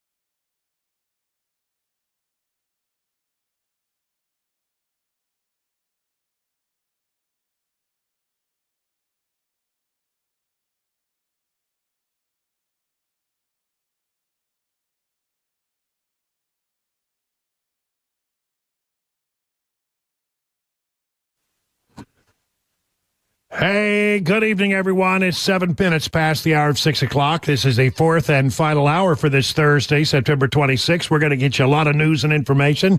And, of course, if you've been paying attention, you know that we are about to be impacted, even though it's just now still, maybe an hour or two away from the coast of Florida. Hurricane Helene is now a Category 3, may bump up to 4. Just before it hits the coast. So it is a formidable hurricane, and it's a large hurricane. And already the impacts are starting to move into Middle Tennessee, rain in the area, and tomorrow's going to be a rain out. In fact, didn't you tell me, Chris, some schools have closed? Wilson County schools? Wilson County, yes. I've gotten reports of that. Yep. They just decided we're not going to, Yep. Just err on the side of caution, I guess. Well, it's just rain. Well, we're not going to have 100-mile-an-hour winds or anything, so but it is going to be rainy, and Lord knows we need some rain. So anyway, Wilson County, I think maybe some others might as well keep. And the thing about it is, it used to be true that you came to the radio and it was a very urgent information when a school system was going to close down because of a snowstorm or something. But nowadays, people get that information on their phones like way before we do. Yeah, I get it like 4 different ways. I get emails, I get text messages, I get phone calls, I get All kinds of. You're gonna know as a parent. That's for sure. So I think you're right about that. Well, anyway, today in Washington D.C., they continue to look into the attempted assassination of Donald Trump. This is mostly focusing on what happened at Butler, where things went very, very wrong. No doubt about that, for sure. And so you have the committee chair. Well, here, I'll just give you a sample of some of the things that were said during this hearing, where they were asking questions of not the Secret Service, because the Secret Service is not providing a lot of help to these committees that are investigating what went wrong. These members of the House are now talking to the local police officers from Pennsylvania. Here's Representative Mike Kelly, who's the chairman of the committee. Why in the world would you let former President Trump go out onto that platform if you weren't sure it was secure? Here's some of the other stuff. I don't believe the grounds were safe and secure that day. I'm just trying to understand is what it was or what it would have taken for somebody to say, keep Mr. Trump inside until we clear this up. There were additional things, obviously, that probably needed covered, but they never asked us to do that. They never tasked us with that. One of the things I'm struggling with is this idea that there wasn't a single unified command station on site. I am very surprised. Normally there will be an overall command post for the entire visit. Very unusual that the way it turned out here at this site. Sergeant Ed Lenz, who works for the Butler County Police Department as their tactical commander, was there and said he was quite surprised at the lack of communication and coordination between the local folks and the Secret Service. We didn't receive any direction from the Secret Service as far as how they wanted our sniper teams to deploy or what their actual mission would be. What was your mission as you understood it that day? As we understood it, it was to deploy sniper teams to overwatch the stage, the crowd, the venue area where most of the people would be gathering. See, they were in that AGR building. They were inside, but they were at a lower level, looking out across the crowd between the AGR building and Trump. They had no line of sight on that roof. And we're hearing stories like, well, the Secret Service thought that the locals had it, and the locals thought the Secret Service had it, and neither of them had it. After the hearing, Fox spoke to Representative Laurel Lee, Republican of Florida, about the hearing and what she thought about it. Today was an opportunity for the American public to hear from the local law enforcement officers who were part of the team that was on the ground to secure the Butler site. One of the most important things you touched on, which was the lack of a unified command center. So Secret Service relies on these partners to secure a site, but that only works if they all have a game plan, that they all have communication on the day of the event. So when something suspicious happens or there's something that needs to be addressed, they all understand and get that information simultaneously. So today really made clear that local law enforcement did not have the support, the plan, and the communication that they needed from Secret Service in order to do their jobs effectively.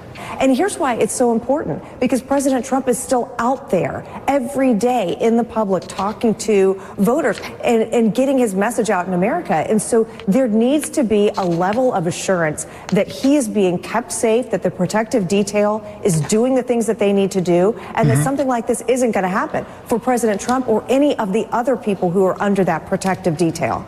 And the threat environment right now, as it relates to President Trump, is extreme. We know that. We've seen that. So at this point, he needs to be getting every bit of available resource to make sure that he's being kept safe, up to and including that which is assigned to the current sitting president. I mean, these were a couple of misfit wannabes who nearly took out the president. Imagine what a trained team could do. That's exactly right. And we know that there are foreign actors. We know that there are people out there that are making these kinds of threats. We know that it exists. And so it needs to be something that is front and center of everything Secret Service is doing. And all available resources need to be put there to make sure that he's kept safe. All right. That was Representative Laurel Lee, who was on the committee speaking to John Roberts on Fox News today. Roberts had a very good point there. These guys were, not the brightest tools not the sharpest tools in the shed, not the brightest bulbs. They weren't all that. And yet both of them, got in a position. One of them fired off 8 shots at a former president, and the other very nearly got in a line of sight on the president on a golf course. Not very bright, not the sharp. And if you have, and we know that there are Iranian hit teams somewhere in America, isn't that a lovely thought? Somewhere in America, there are Iranian hit teams that want to take out Trump. Think about that for a moment. So, the threat is very real here. Very real here. One of the things that we learned today is that a local officer's bullet stopped Trump shooter's gunfire before the Secret Service fired the shots that killed him. Adams Township Police Department Sergeant Ed Lynn's testimony came Thursday morning before the House Trump Assassination Committee. And so it was the Butler County sniper team that apparently took the shot that they say that the officer's bullet caused the shooter, Thomas Crooks, to recoil and briefly fall out of sight. Over in the Senate, Senator Ron Johnson went a step further in saying that the local bullet actually hit the shooter, they think, and it was the second shot by the Secret Service that neutralized the suspect. Well, first of all, people need to understand most of what we know about what happened on July 13th comes from local law enforcement, not the Secret Service, not the FBI. They're still being pretty opaque. I think what stands out to me, I mean, you mentioned the one thing. We had one sniper that we interviewed. He was on the team that had an obstructed view. They couldn't see Crooks. There's a tree in front of him. Both those snipers apparently believe a bullet went between them. You can hear the whiz crack from the bullet. So that opens up all kinds of questions. They couldn't see Crooks. Crooks couldn't see them, and yet a bullet flew between the Hercules 2 sniper team. The other thing that has been widely reported is local law enforcement took the first shot at Crooks. That local law enforcement officer was confident he hit Crooks. Again, we can't verify that because the body's been cremated. We haven't seen the autopsy report. Apparently, we'll have to subpoena it like the House did. We haven't seen a toxicology report. We don't have crime scene photos. We haven't received one of the FBI's transcripts from their over 1,000 interviews. We've been given 12 people to interview, and quite honestly, the only reason we've got some pretty decent interviews out of that is my staff talking to local law enforcement the week after the assassination attempt got the names of Secret Service agents on the ground, or else we'd be floundering and the Secret Service wouldn't be providing us people that provide us any kind of information whatsoever. So again, from my standpoint, this continues to be a slow walking of information to us. We don't know anything about Crooks. We don't know the encrypted accounts of social media, and yet the FBI releases the manifesto from the other assassin. And by the way, we don't have the CIA or the FBI or the CBP files on that guy either. So again, federal law enforcement is being completely opaque. God bless the local law enforcement officers, first of all, for taking the shot to stop Crooks from shooting. We honestly don't know whether he got hit or not because we don't have an autopsy report. But the feds, again, are slow walking. They're not being transparent. They're going to have to be subpoenaed. Wow. So the locals took the shot. We don't know anything about it because they burned the body immediately, and bullets were whizzing by our counter snipers. That is just crazy. That is just crazy. It's just nuts. So we are continuing to learn a little more each and every day about what happened there. But what is outrageous to me, the Senate and the House members absolutely have oversight authority over the Homeland Security Department and on the Secret Service by extension. It absolutely, there's no doubt at all that they do. When the way our constitutional system works is that it's a part of the check and balances. Congress writes the check, and they have the ability to go in and say, okay, because we provide the money for this and we write the checks in our budget and approve the budget, we have to make sure that that money is being spent well. So that gives them effective authority over the entire executive branch. So there's no doubt at all that they have the authority and that they have the ability. The question is, why is the Secret Service and the Homeland Security Department, why are they dragging their feet? What is there left to hide here?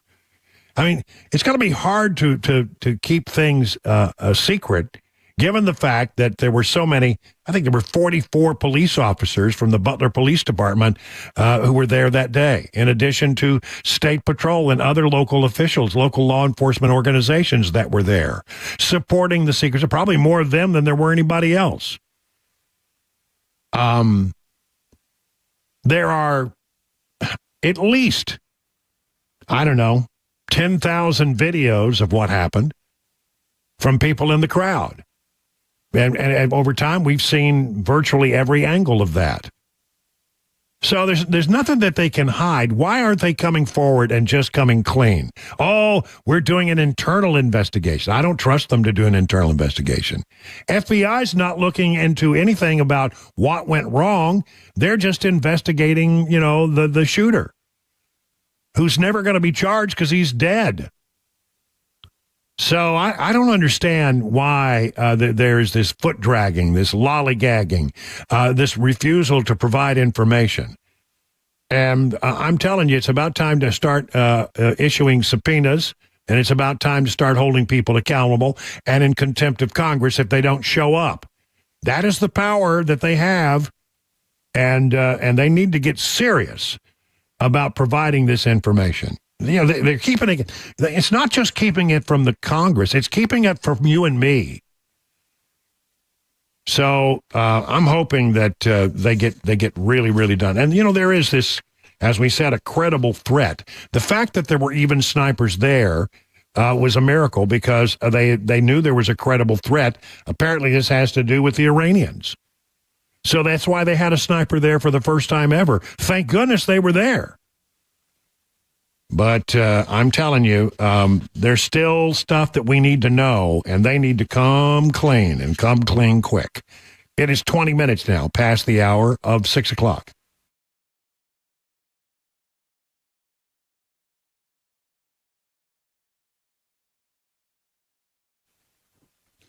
Grace Point Healthcare is affordable, convenient, and comprehensive medicine. Best known for their smart care plans, the way it works is you pay $69 a month, and what you get is free office visits for the entire year, free basic labs, and diagnostic tests each year.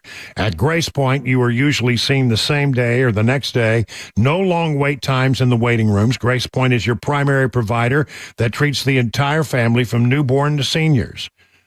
And they want you to know that fall allergy season is here, so don't suffer through another seasonal change. Get complete testing and treatment. Enjoy the beauty of fall this year. Grace Point is a military vet-owned practice located in the heart of Franklin. Call this number, 615-599-6868, to schedule your next medical appointment. Grace Point Healthcare, modern medicine delivered the old-fashioned way. The guaranteed offer is the easiest way to sell your home. It's really simple. We bring you an all-cash offer. You close in as little as 21 days. No home inspections, no lock boxes, no open houses. Go to markspain.com to get a guaranteed offer and start packing.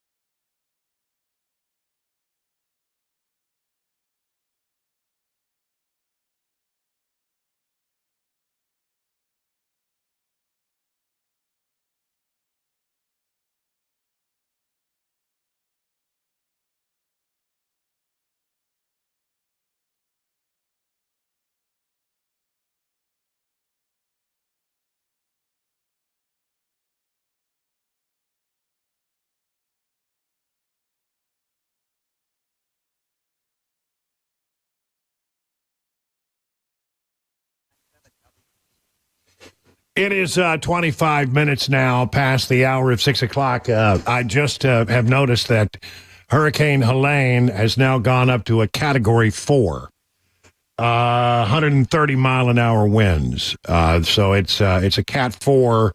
That is not uncommon. I used to think that the weather people would always do that. They say, well, it's now a Cat 4, so that people would freak out and leave. But what I've come to learn is what happens is it builds up and it builds up and it builds up out in the Gulf, and then just before they come in, the hurricane starts to interact with the landmass, and it sort of degrades it somewhat. Probably the shallower waters as well. Yeah, maybe and that's part of it as well, I'm sure. So one way or the other, and by the way, the further north you get, the cooler the water gets, and that's part of the factor as well. But it's Category 4 now. It could come ashore as a 4 or maybe a high 3. One way or the other, that is not a storm to mess around with, and they've been evacuating there. It's not that far off. I'm looking now. I'd say it's maybe 2-3 hours out, maybe a little more. And it'll hit to the east of Panama City in the Big Bend area, and then it will go straight across the across the panhandle of Florida and into Georgia, and then it will still be a hurricane, probably a 1 by the time it gets to Georgia. And I'm telling you, I remember when they had one that hit Mexico Beach. I went down there, remember? It's not far from Mexico Beach. Yep. I think it was a high 3 or a low 4, something like that when it came across. It just wiped it flat. Yeah. I mean, it wiped Mexico Beach flat. There wasn't much left there. And I went there and looked at it and reported on it. So it's gonna be a big hit. The storm surge is anywhere between 15 and 20 or higher. And that's the thing that does so much damage.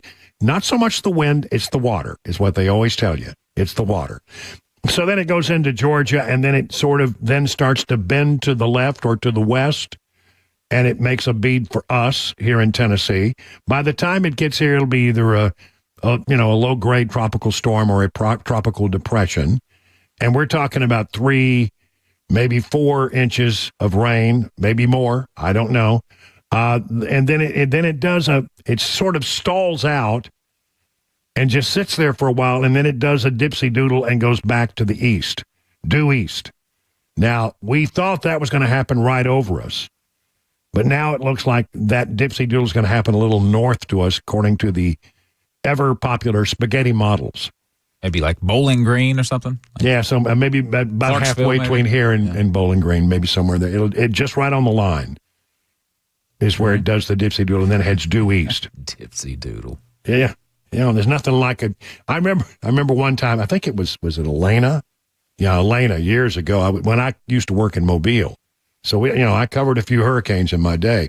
And I was in Mobile for Elena, and I was at the beach because we've been on alert. Here comes the hurricane, here comes the hurricane. And then it just sort of did it. This is long before they got these spaghetti models and all of this stuff that's so sophisticated today. They couldn't predict them as well back in those days. And the thing looked like it was headed over toward the peninsula of Florida and away from us. So we thought, well, okay, everybody, we've been on high alert. Go ahead, go back to your regular schedule. I took off. I went down to the beach in Alabama, Gulf Shores. And I was on the beach, and I noticed, the wind is picking up. And it's getting sort of miserable to be out here, and all of a sudden the police cars come through. Please evacuate the beach. Evacuate the beach. We have a hurricane coming. I said, what? I thought it was going the other way. So I'm in my bathing suit, and I've got on a quart of a T-shirt, and I go over, and I didn't have cell phones back then, and I called the TV station I work for, WKRG, and I said, hey, I hear the hurricane. Where are you? We've been looking for you. We've been trying to get a hold of you. I said, well, I'm down at the beach. Stay there. I covered a hurricane in my bathing suit. Well, at least you were dressed for it. In flip-flops. I did. I swear that's when I covered the... And I mean to tell you, they sent us a microwave truck down there, and I covered that hurricane in my bathing suit for 2 days. No sleep. I'm telling you, it was... Yeah. Wow. Yeah. It was so but the reason that it became a story was it did a dipsy doodle. Mm-hmm. That's when I first learned that hurricanes can dipsy doodle. I never knew they were that light on their feet. If the steering currents aren't real strong, they meander. And so it meandered for a little while, and then boom, started headed right for where we were. So meandering leads to dipsy doodles. Yeah, the meandering is basically the same as a dipsy doodle. Oh, got it. One thing you don't want is a meandering hurricane. No. All right, 30 minutes now past the hour.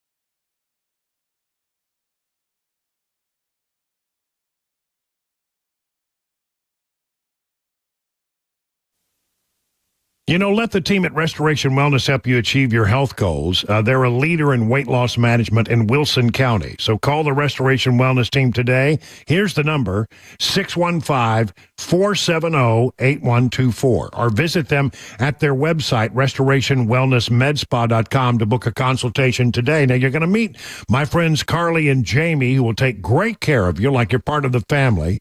You will become part of the more than 1,000 patients who've already seen life-changing results from the weight loss management program there. I'm one of them. It's worked for me. So gain your confidence back. Weight loss can increase your energy levels, improve your quality of sleep, and enhance your overall health. Customized treatment plans are made. These are not just one size fits all. They will consider your unique needs, your lifestyle, your goals. So if your goal is to lose stubborn body fat or to improve your overall health, Restoration Wellness has a solution for you. Learn about the newest techniques in weight loss management. Go to restorationwellnessmedspa.com. The guaranteed offer is the easiest way to sell your home. It's really simple. We bring you an all-cash offer. You close in as little as 21 days. No home inspections, no lockboxes, no open houses. Go to markspain.com to get a guaranteed offer and start packing.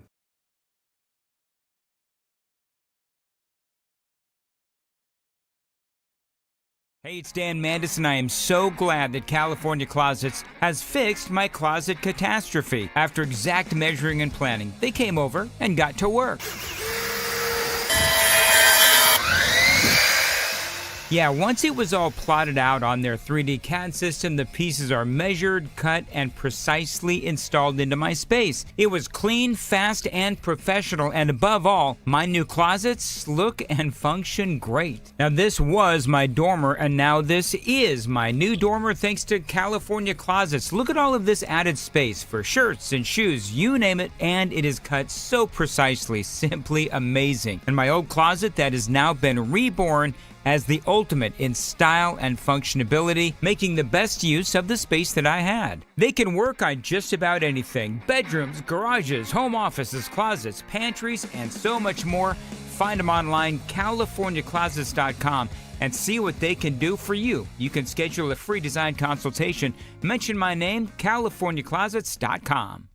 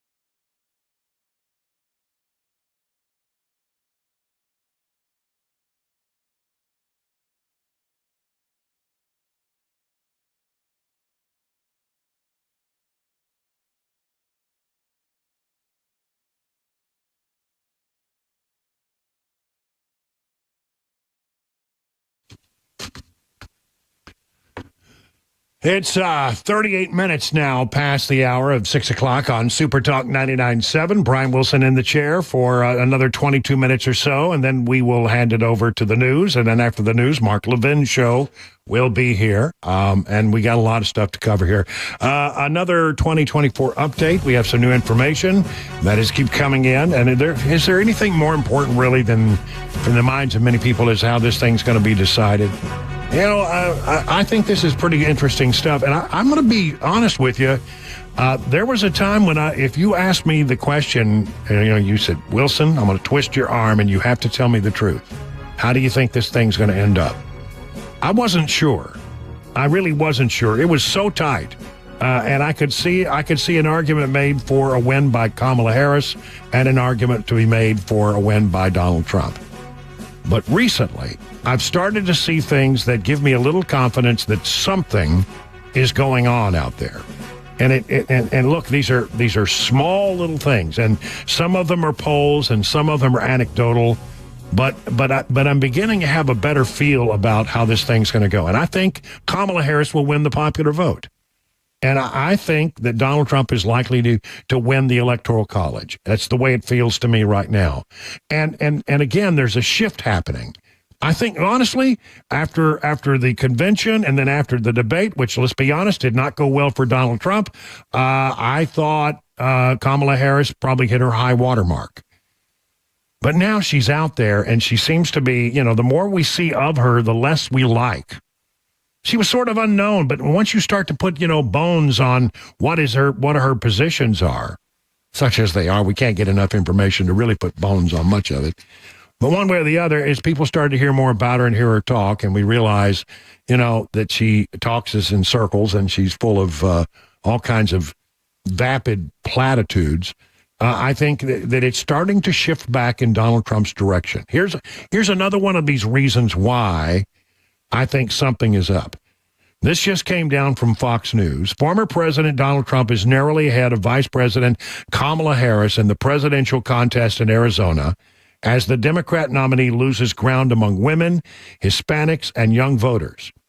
A new Fox survey of Arizona voters finds Harris trails Trump by 3 percentage points among likely voters in both the two-way matchup and the expanded ballot, which includes third-party candidates.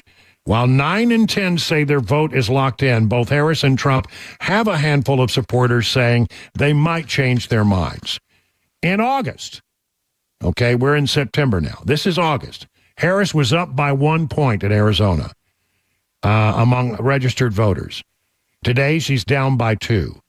All of these matchups, of course, are still within the margin of error, but the 3-point shift among registered voters is mainly due to movement among young voters, women voters, and Hispanics.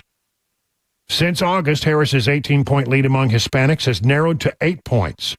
Her 14-point edge among women is down to 8 points. And what was a 13-point advantage for Harris among young voters, 30 and under the age of 30, is now a 12-point deficit. That is a massive 25-point shift. Now, these changes are notable, even given that estimates among subgroups are more volatile. That's interesting. Voters under age 30 now not liking what they're hearing in a big way. So, look, I think she had a moment. They had a pretty good convention, and then the debate, if it followed, and it didn't go so well. And so, at the end of the day, as you look at all this, I think people are starting to assess what they think about her, and maybe even starting to think more about what it would mean for their own pocketbooks. One way or the other, I think this is really interesting.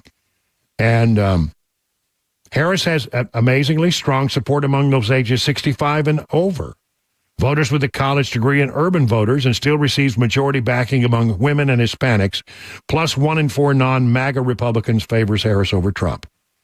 But by a 51-46 margin, Trump leads among new voters, defined as those who haven't voted in the 4 most recent elections.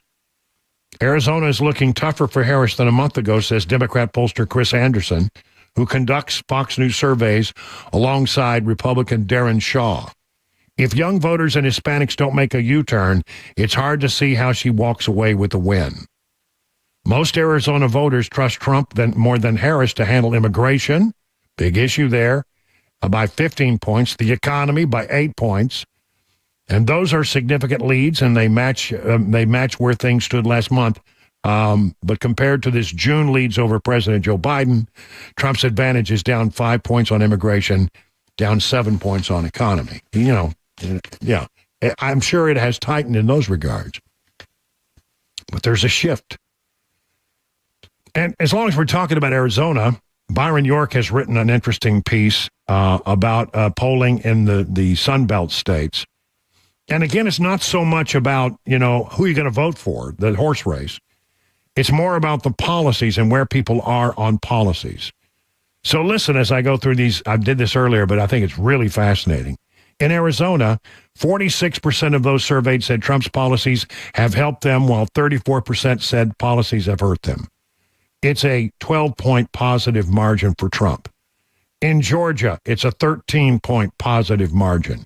In North Carolina, a 9-point positive margin. Trump does better on the issue of the economy in all those states, Arizona, Georgia, and North Carolina. That's very favorable, an advantage not seen in a presidential election in living memory. Then you look at, how did Harris do on those same questions? Remember, people say that the number one issue is the economy, right? In Arizona, 36% said Harris' policies would help them, and 43% said her policies would hurt them. That's a 7-point negative margin in Arizona. In Georgia, it's a negative 4-point negative margin. In North Carolina, it's also a 4-point negative margin. You take these 3 states together, people without bachelor's degrees who strongly felt Trump's policies helped them and Harris' policies would hurt them. Opinion also broke down along racial lines. But again, at the end of the day, on the issue that people care about the most, Trump is in positive territory. Harris is in negative territory. Then this is not just a racehorse kind of poll. It is an analysis done by JL Partners and the Daily Mail, and they have an election model. And they look at a whole bunch of different things. And they say that Trump has a 55.2% chance of winning the Electoral College. Now, Harris has a very slight chance of winning the popular vote. But Trump has a very good chance of winning the Electoral College. Well, better chance than she does, by 10%. Again, that's not really based on horse race numbers, but it's about a list of things, some of them anecdotal. In the Keystone states, Trump has found to lead among by around. Let's see. In the Keystone state of Pennsylvania, Trump was found to lead by around 27,000 voters. That state could ultimately decide the election. When the model was tweaked to give Pennsylvania to Trump, the GOP nominee wins the election 100% of the time. If he wins Pennsylvania, it's over. And their polling suggests that he's leading in Pennsylvania by about 27,000 votes. So again, it's all about Pennsylvania. You know, as Pennsylvania goes, so goes this election. And let me just look again. I looked at this yesterday, but I'll look at it again. Where are we in Pennsylvania? The Real Clear Politics, Pennsylvania. Here we go. Susquehanna has it as a tie. Muhlenberg College has it as a tie. Rasmussen Reports has it as a tie. The Hill Emerson has it at Trump +1. The Marist polling organization has it as a tie. Insider Advantage has it Trump +2. You have to go all the way back to early September to find anything where Harris makes a positive statement in the polling data. All of this, I'm going to just count them. 1, 2, 3, 4, 5, 6. The last 6 polls have either had it tied or Trump winning. And what we know is that if Trump is in a tie, he's probably doing better than that because for some reason, Trump always outperforms his polling. So I feel really good about Pennsylvania. Well, I don't say that really good, but I feel because you can still cheat a lot in Philadelphia. I mean, boy, I hope they're going to be all over Philadelphia watching those folks like a hawk.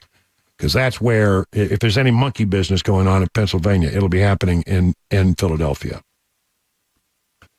Then there's this. Again, I've done story after story after story of this. It's different states every time. I'm really glad to see this, that the various states, a lot of states that are battleground states, have moved toward tightening up their voter rolls so that you don't have dead people.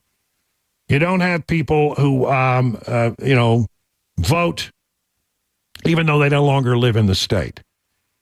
You have a lot of the dead wood in the voter registration polls removed.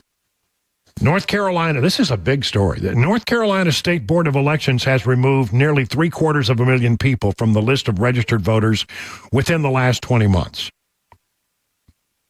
State Board of Elections said the majority of those stripped from the rolls were deemed ineligible to be registered because they had, 1, moved within the state and did not register their new address. 2, they did not participate in the past 2 federal elections, prompting an inactive status. Other reasons included 3, death, 4, felony convictions, 5, out-of-state moves, and 6, personal requests for removal. All told, 747,000 people have been removed from the polls. Now, when you get rid of the dead wood, what you do is you actually make it a more honest election. Almost by default, it's a better election when you have an honest voter registration roll. And I love that. Gallup says for the first time in decades, more voters identify as GOP. The first time in more than a decade. It is 50 minutes now past the hour of 6 o'clock.